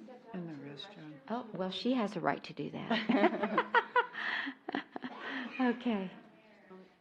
So, Is- what would you say? I'm sorry. Yes. No, Counselor Jordan, go ahead. Yes, in my understanding that they said it needs to go before the Planning and Zoning Commission first with the new. With the new proposal, yes. Yeah, I think Okay. it makes sense just to wait, I would think. And so this case would essentially be closed and a new one started. Well, what the request is that council send the SUP back to the zoning commission for the amendment to the But SUP. we don't have the amendment. I don't know what the amendment is, so how can we send it back if we don't know what we're? Can amend it is what they mean. Oh, okay. In other words, So just generally, not the proposed specifically? amendment is to allow for vehicle storage and warehouse, SUP. Okay. Is that articulated? It's not articulated on the. On the our- captions, so yeah. Right. I think And we've again, been this pretty. is a first reading. Oh, yeah, so I see Just what he wants. postpone this. So this actually is not an action item. No, So that's correct. you could postpone to next week. We don't even want the Or first the next reading. meeting, and then. Yeah, this is not even a yeah, justified I first think- reading. I think there has to be some action, though, related to, sending it back to the zoning commission. Well, I'm it not doesn't sure. say it, though. I think he has Yeah. a right to withdraw it. Mm-hmm. Counselor Martinez has a comment. My big question about us not taking action and sending it back is, I understand can't there is take a rule that they cannot bring it back to the zoning commission for 6 months. That's if it's withdrawn. So we're trying not to do Yeah, that. so we need to do some actions that 6-month regulation want does it not kick in. Right. Okay. We can't take any action. It doesn't say. We can't take any action tonight, no. Mm-hmm. Right, right. Okay. Okay, this is exactly what we've been, the city attorney has just clarified that we really can't take this type of action because it's not properly noticed in our agenda. Apologize, yes. So I'm sorry, Mr. Martinez, where are you? Thank you. I just think, I'm not sure. If you withdraw it, then I understand you have to wait 6 months, so I don't know what the alternative to that is. He doesn't want to wait 6 months, obviously. Well, we So- can't do it tonight. No, can't do anything tonight. If we need to give the public notice of what The public what hearing. the public hearing is about, we need to give public notice on what you intend to do. If you want to withdraw your application and reapply, you're welcome to do so. Thank you, Mayor. You're welcome. Can we waive the 6-month requirement? Well, can we? Can't do anything, Mr. Martinez, tonight. It's not an I know we can't do action anything item. tonight, but Well, I believe it's in the code, and we have to comply with the code. we can change it. We're the city. We can change it. Okay, well, It's not changed at the moment, so you're saying the current code? currently, It says that right now, it's 6 we months. have to be, Bring it he up has if to you- wait 6 months, Right. currently. Yeah. Okay. This has been a very interesting city council meeting. There's been a lot of amendments and late emails, and so anyway, but that's all right. Makes it more interesting. Yes, ma'am. If he were to withdraw that motion now and just let it play out right now, and we were to make some first reading, just let it be read, at the time that it's read, can he at that time go back and say, okay, I want the zoning commission to take this action now and place a withdrawal after the first reading?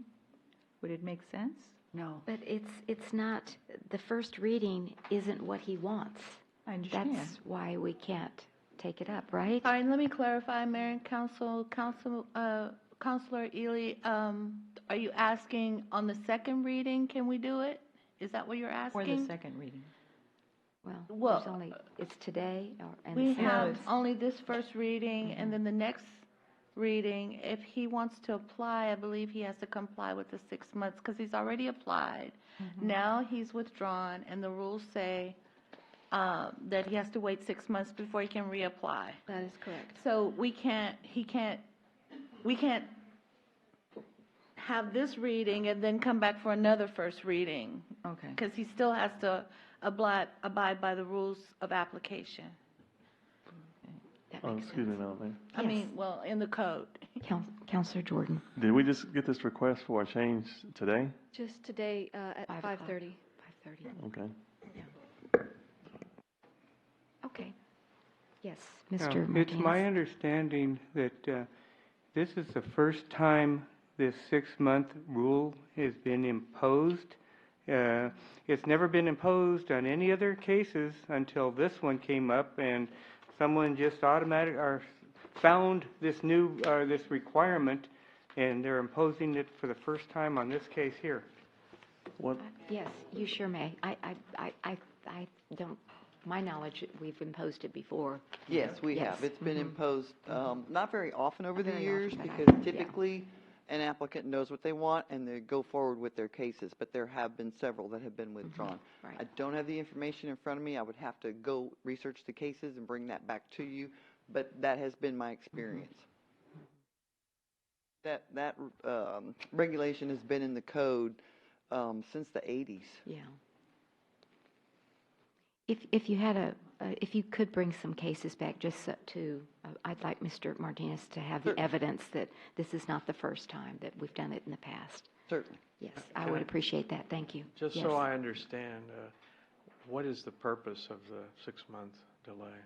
Does anyone know? It prevents applicants from coming back month after month with the same zoning request and having the council deny it over and over and over again. It just gives everybody a breathing space and allows it to rest, basically. Yeah.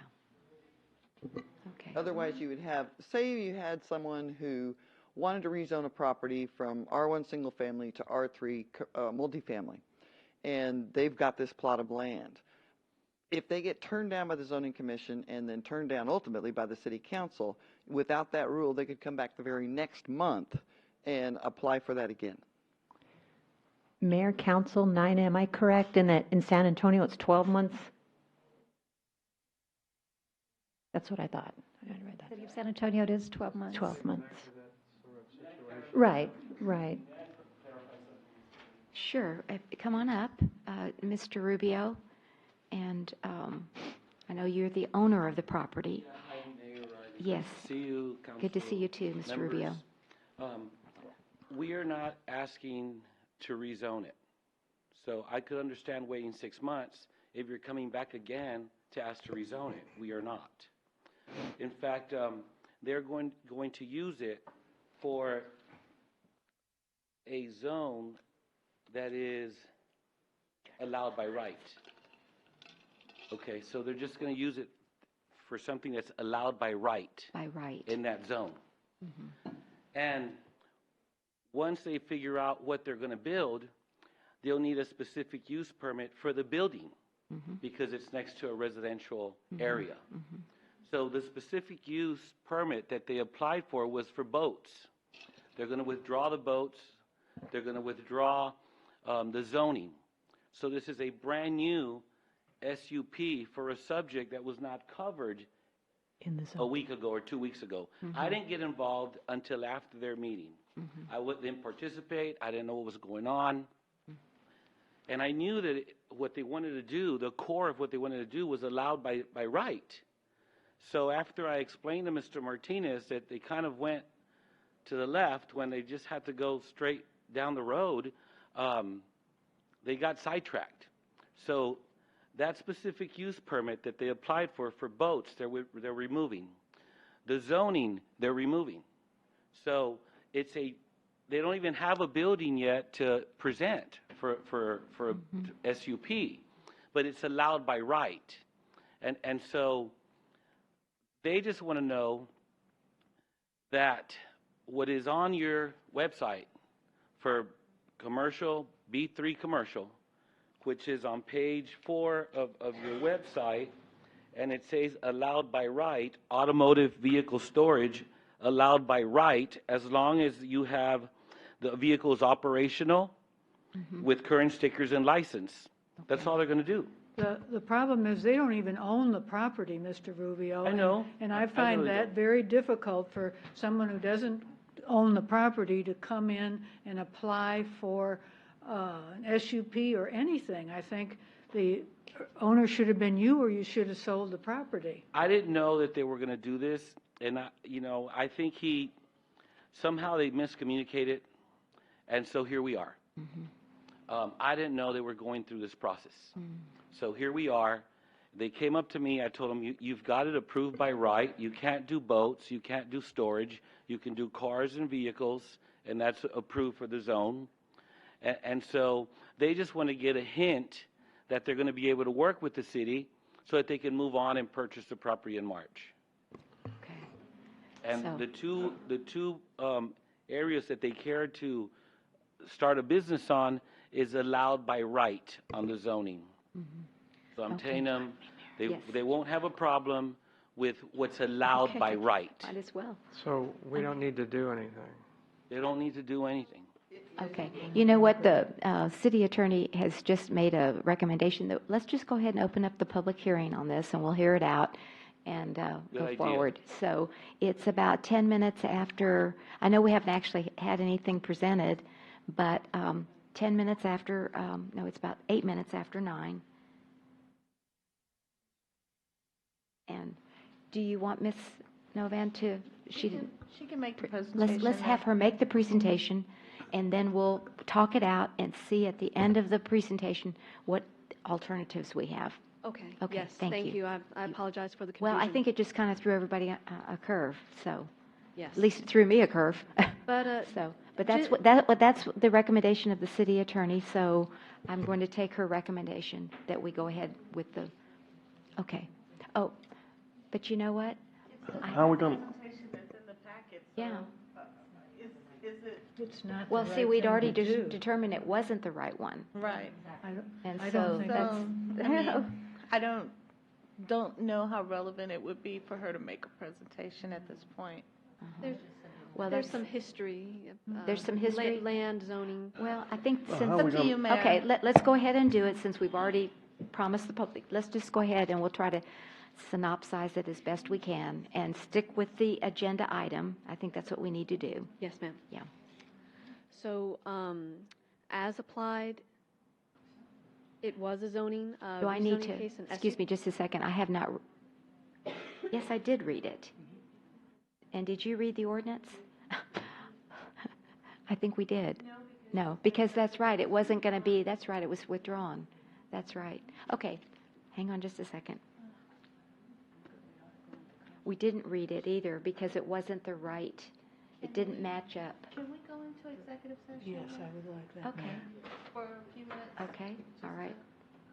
All right, we can do that 10 minutes after. We're going to go into executive session, get legal advice from our attorney, and then we'll come back out. And so we're still on hold on 8-5.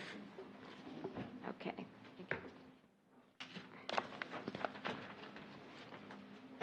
Everybody can stretch their legs.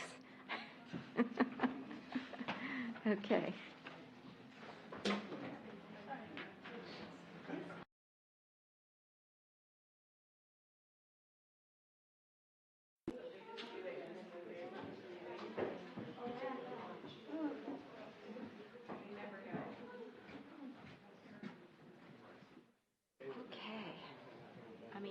You sure you don't want peanut butter crackers? Oh, I'm positive. I'll go home and eat some soup or something. Oh. Traffic jam.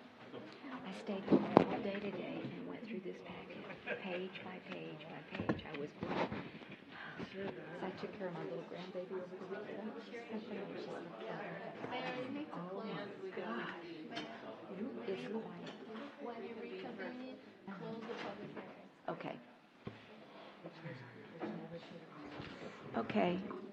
We're back from executive session at approximately 9:19, and I am needing to close that public hearing because it wasn't a correct action on our part.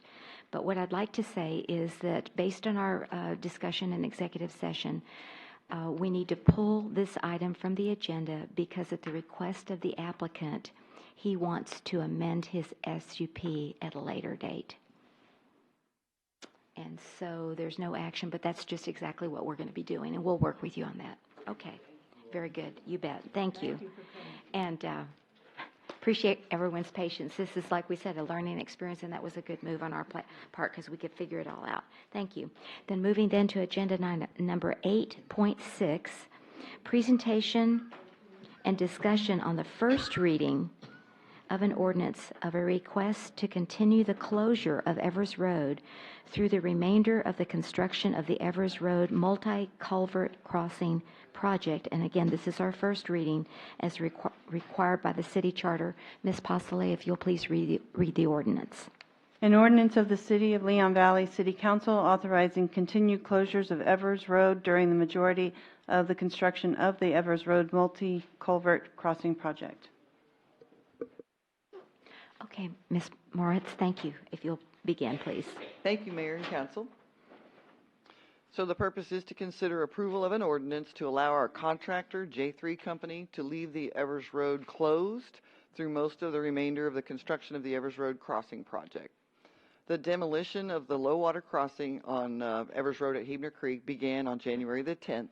The contractor has a deadline of August 30th to complete the demolition and construct the new multi-culvert crossing. After speaking with them, we hold weekly construction meetings at the site. And receiving a copy of their proposed schedule, they are asking if they can leave Evers Road closed for just about all of the remainder of the project. They state that by leaving it closed, they'll be able to complete the project by June 18th. And reduce the cost of additional barricades and the lane opening and closure moves that they have to make by about $20,000. The continued closure would also facilitate smoother travel for citizens and less congestion for the surrounding area. If we open that street up to two-lane traffic, we're going to be severely limiting access to Evers Road by those people that live in Sun Valley, in part of Forest Oaks, in Grass Valley, and in Canterfield, because at rush hour times, that traffic backs up already, and it's already hard to get out of the library driveways. I can't even imagine what it's going to be like for them. The contractor's proposed schedule, as I said, would have the project completed by June, with some minor construction details left over. And basically that would be the sides of the bridge where they need to revegetate and do things like that. Now this is all, of course, the June 18th mark is weather permitting. We all have to remember that we are working in a creek. 18th, okay. So while he expects that he could save $20,000, which would be passed on, as you know, it's an 80-20 split between the FHA, the state, and the city. There could be change orders due to unexpected conditions at the site. So that might result in the $20,000 being used towards a change order. However, it still lowers it because a change order would have increased it. So if no change orders occur, the savings would directly benefit the budget. And that's my presentation. Okay, now, what was the original? Wasn't it 4 months, like 8 January? months. Oh, the okay, but closing. January, February, March, April, and then we were going to do one lane through August. So, Yes, right, ma'am. 8 months. And so this, I think it was 4 to 6 months. 4 to 6 months. So this is 6 months for everything. Yes. Okay. And when the I road think is it's a open, great idea. it'll be open to a beautiful Everybody. 4-lane road. Exactly. Yeah. I tell you what, it's really, really nice walking from Forest Oaks to the park now because there's no traffic on Evers Road. I can actually get across without running. It's great. I love it. Yeah. It's really, really irritating driving around because Evers. Yeah, well, but Seneca is a real challenge, getting to City Hall. Yes, Mr., so I think this is a great idea. Yes, Mr. I agree with Martinez. Dr. Edwards, because I'm so used to coming down from I-10 down Huebner and going down Evers, I can't anymore. But anyway, so God willing, the lane, Evers will be open for our great 4th of July celebration. Oh, yeah, that's a good point. I forgot about that. That's right. Good. Okay. Any other questions? All right. Is this a first reading, or can we First take reading. some This is action? our first reading. Should have been emergency. Yeah, yeah, I know. If it was an emergency, we'd put it We've on. got time. There's still, the next thing that's going to happen, as the city manager had said, is going to be the exciting part, because they're doing the gas mains right now. You know, hopefully we don't blow up the library or the little house with the Irish setters there. We're not going to. But then right after that is when they start building those big, huge 10-by-6 box culverts, and they're going to build them on site, and that's going to be so cool to see. So Okay. I'll be Yeah, sure it to take is. a lot of pictures. Okay, Good. that sounds great. Okay, so we'll put this on for the second reading next time. Okay, let's move then to agenda item number 8.7, presentation and discussion on the first reading of an ordinance accepting the Texas Office of the Governor grant award and adjusting and increasing the general fund budget in the amount of $23,850 for ballistic rifle armor carriers. And this is our first reading, and Ms. Pasale, if you'll please read the ordinance. An ordinance of the City of Leon Valley City Council authorizing the acceptance of the Texas Office of the Governor, OOG, grant award in the amount of $23,850 to purchase ballistic rifle armor and carriers for Leon Valley police officers, authorizing a general fund budget adjustment increase in the amount of $23,850, providing for repealer, severability, and savings clause, and providing for an effective date. Okay, thank you. So is this show and tell? Yes, ma'am, it is. That's what I figured you've thought. seen enough presentations up there, and I'll just do Yeah. this one right here. Okay, good. Because this is more important. This is actually what I need to show you guys. Okay. This is a very, very good day for not only Leon Valley and the citizens of the budget, but also for the police department as well. Basically, what we have right now is this one to the right. Not everybody has them, and it's a full vest, extremely heavy, and that's wow. without the plates in it. And so all the officers don't have one. We have 10 of them. They were purchased a year and a half, 2 years ago. And, my goodness. And so the guys check them out every day. Unfortunately, that vest in its current configuration it gives no more ballistic protection to the officer than does their vest that they wear underneath their uniform. It gives them some additional coverage in their arms and around the neck area, but it doesn't, and the deltoid area up here, but it doesn't do anything for them to stop, and it doesn't stop a rifle round. To stop a rifle round, they have to add a plate to it, which the plates that go with this vest are extremely heavy. What we put in with the Office of the Governor was a grant for this type of vest here. And what Oh, my this is, goodness. it's really considered a plate carrier. In that plate carrier, and she can tell you it's extremely light compared to this You can one, tell it's the really, really difference, light. yeah. But in that, what that will do is cover their main areas. It doesn't have the back one in, but it does have the front one in. Cover their vital areas with a level 4 plate, which will stop rifle rounds. And most of your agencies and most in the military have gone with the keeping their under armor on and throwing this over the armor that they're wearing. So they can throw this on, they can have it in their vehicle, and it's theirs.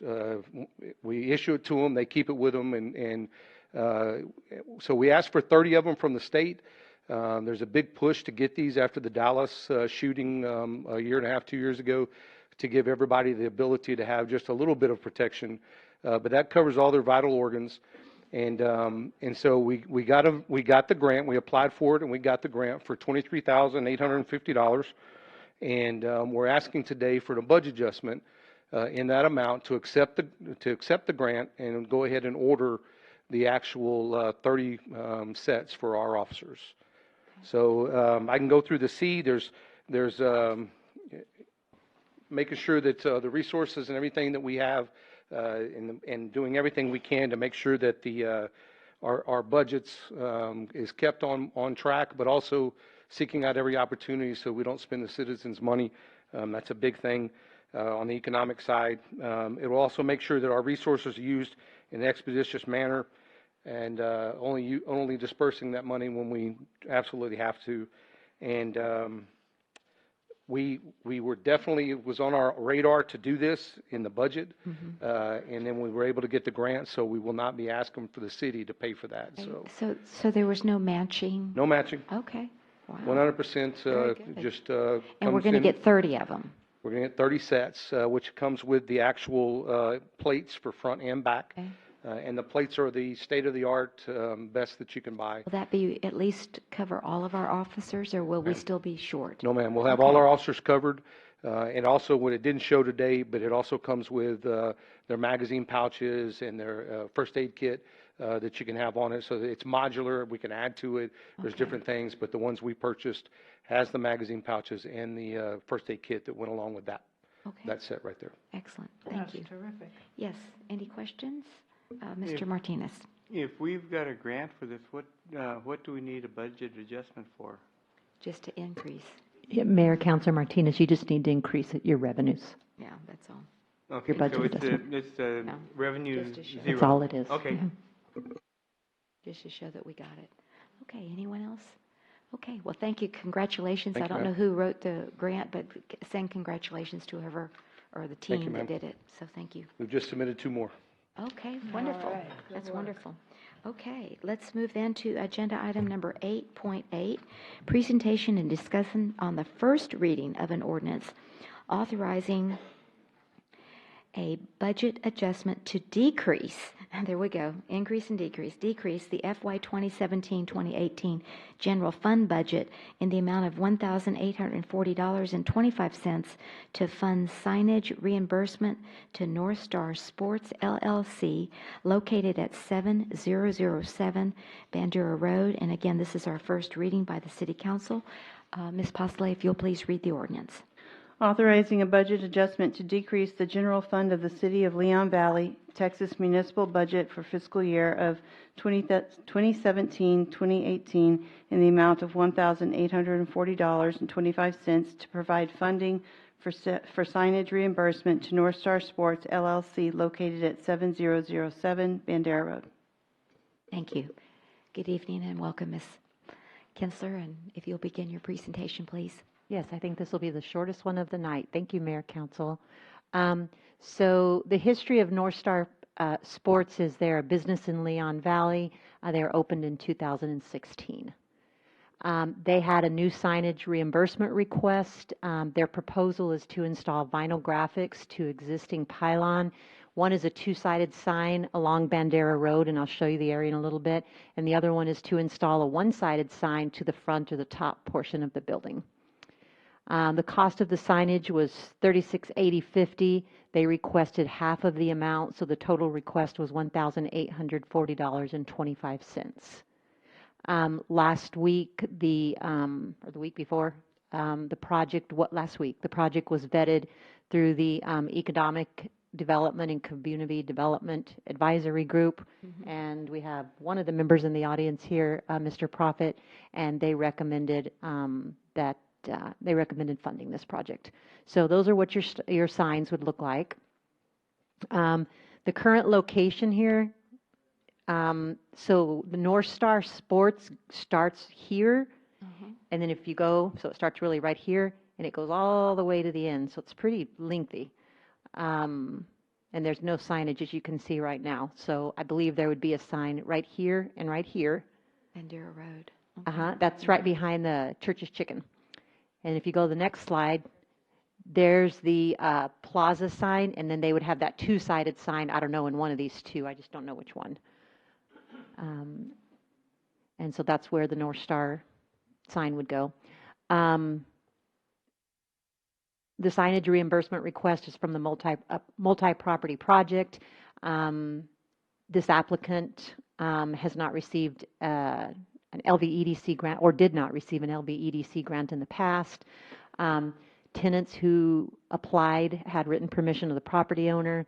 The requests were made under the LVEDC facade and signage program grant application. However, I explained to the applicants that that program no longer exists and that their request would come before the Community Development and Economic Development Committee and then would come to the council. So the recommendation is based on resolution number 17016R. The committee should vet the projects proposed by the staff prior to the project being placed on council agenda, and that's what we did. This newly created committee from last year has a sole discretion to recommend any project, both economic or community development, to the city council. They did vet it, and they did recommend approval. Okay. And with that, I would Very stand for good. questions. Thank you. Are there any questions for Ms. Kinsler on this particular agenda item? Okay, very good. Thank you. Really appreciate our first reading, and we'll have that at the next one. Agenda item number 8.9, presentation and discussion on a first reading of an ordinance authorizing a budget adjustment in the amount of $17,500 for the purchase of a mowing tractor. This is our first reading as requested by the Leon Valley Charter. And Ms. Postley, if you'll please read the ordinance. An ordinance of the City of Leon Valley City Council authorizing a budget adjustment to decrease the stormwater fund for fiscal year 2017-2018 in the amount of $17,500 to provide additional funding for mowing tractor and shredder with accessories. Okay, thank you. And Ms. Moritz, if you'll continue, please. Thank you. Thank you. This is to request approval of an ordinance authorizing a budget adjustment in the amount of $17,500 to purchase a new mowing tractor and shredder. This equipment will be used to mow all creeks, drains, some right-of-ways, and some parks too. Our current tractor is a 2003 Case with a 75 horsepower engine. It was purchased in 2010. The PTO shaft continues to malfunction on it, even though we've repaired it multiple times, and parts are becoming almost impossible to find. The shredder was purchased in 1997, and it cannot be repaired any further due to the number and positions of the welds and the metal fatigue that it's experiencing. The shredder doesn't have flexible wings, so it causes the operator to have to drive slightly up embankments, and it has resulted in one of our employees flipping the tractor one time. Luckily, they did not get hurt. When we're mowing those creek beds and drainage right-of-ways, they come into contact with beehives, wasp nests, other insects.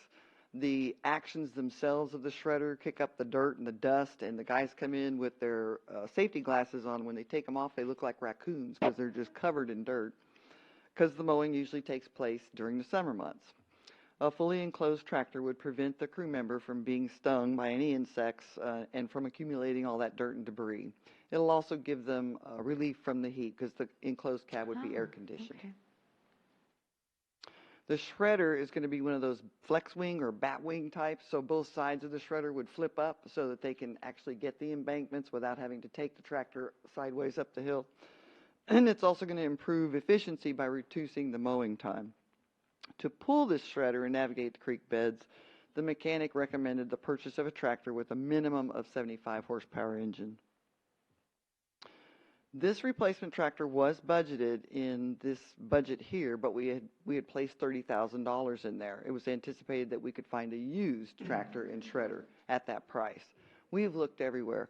On my trip back from Michigan with my mother, we went through Iowa, Breadbasket of America, tractor stores everywhere. So I was calling Candy at the shop and giving him phone numbers, and he was calling them to see if we could find it. They're pretty proud of their tractors in Iowa. Mm-hmm. And so we did this exhaustive search, and we just can't. We got close, but we couldn't do it. And so here's some of the quotes that we received. The lowest priced one, which was only $4,000 over our budget, was only a 70 horsepower engine, and it's just not going to be enough to do what we need it to do. And so we're recommending the purchase of the John Deere closed cab 75 horsepower with the shredder, and that equipment alone is $46,436. With all of our equipment, we put on the seals, we buy the filters for it, we all the accessories that those have to come with. It always costs us between $500 and $1,000, so I put $1,000 in there for that. We have the $30,000 available, and so we're at a deficit of $17,436.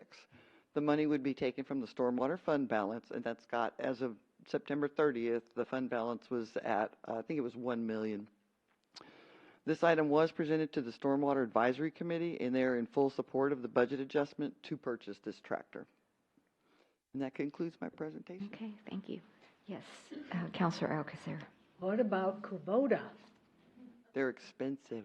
Kubota? In Kubota, we've had very good luck at, especially at this time of year. They give discounts from the rodeo. They also give you free equipment with it.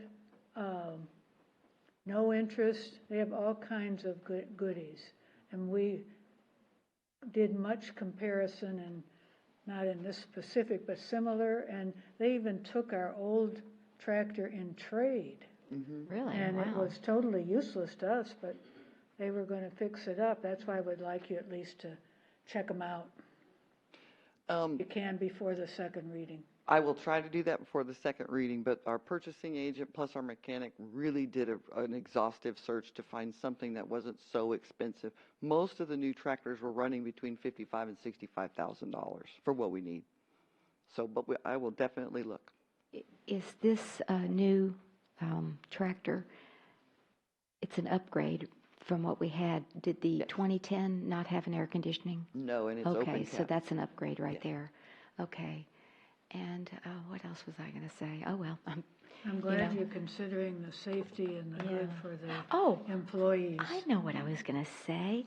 This was a good example of an ordinance that I wasn't sure should be on this city council meeting. I thought, well, maybe I should postpone it because of the late hour. But I said, nope.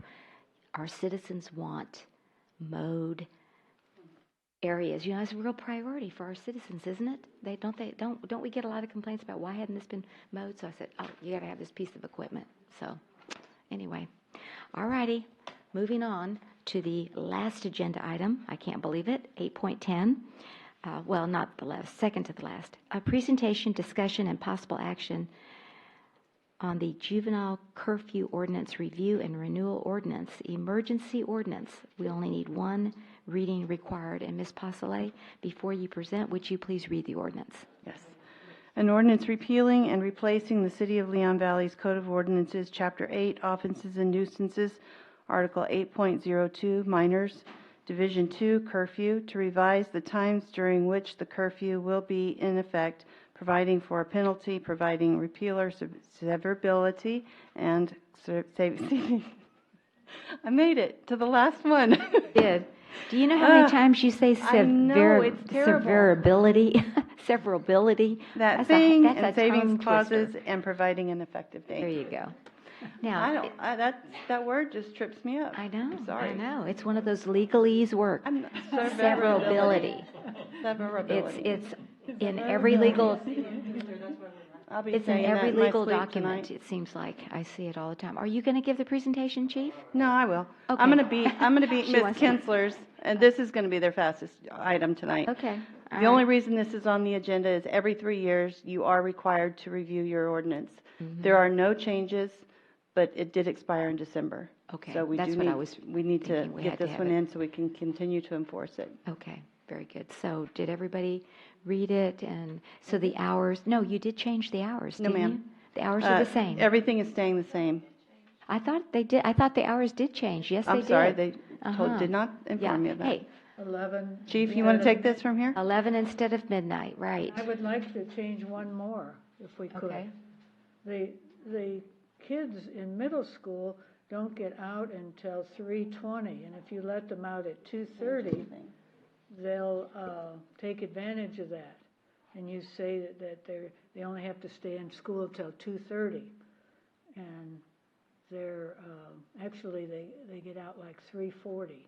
So it needs to go at least till 3:30, 9 a.m. to 3:30 in the daytime. So you're not giving them permission to get out early.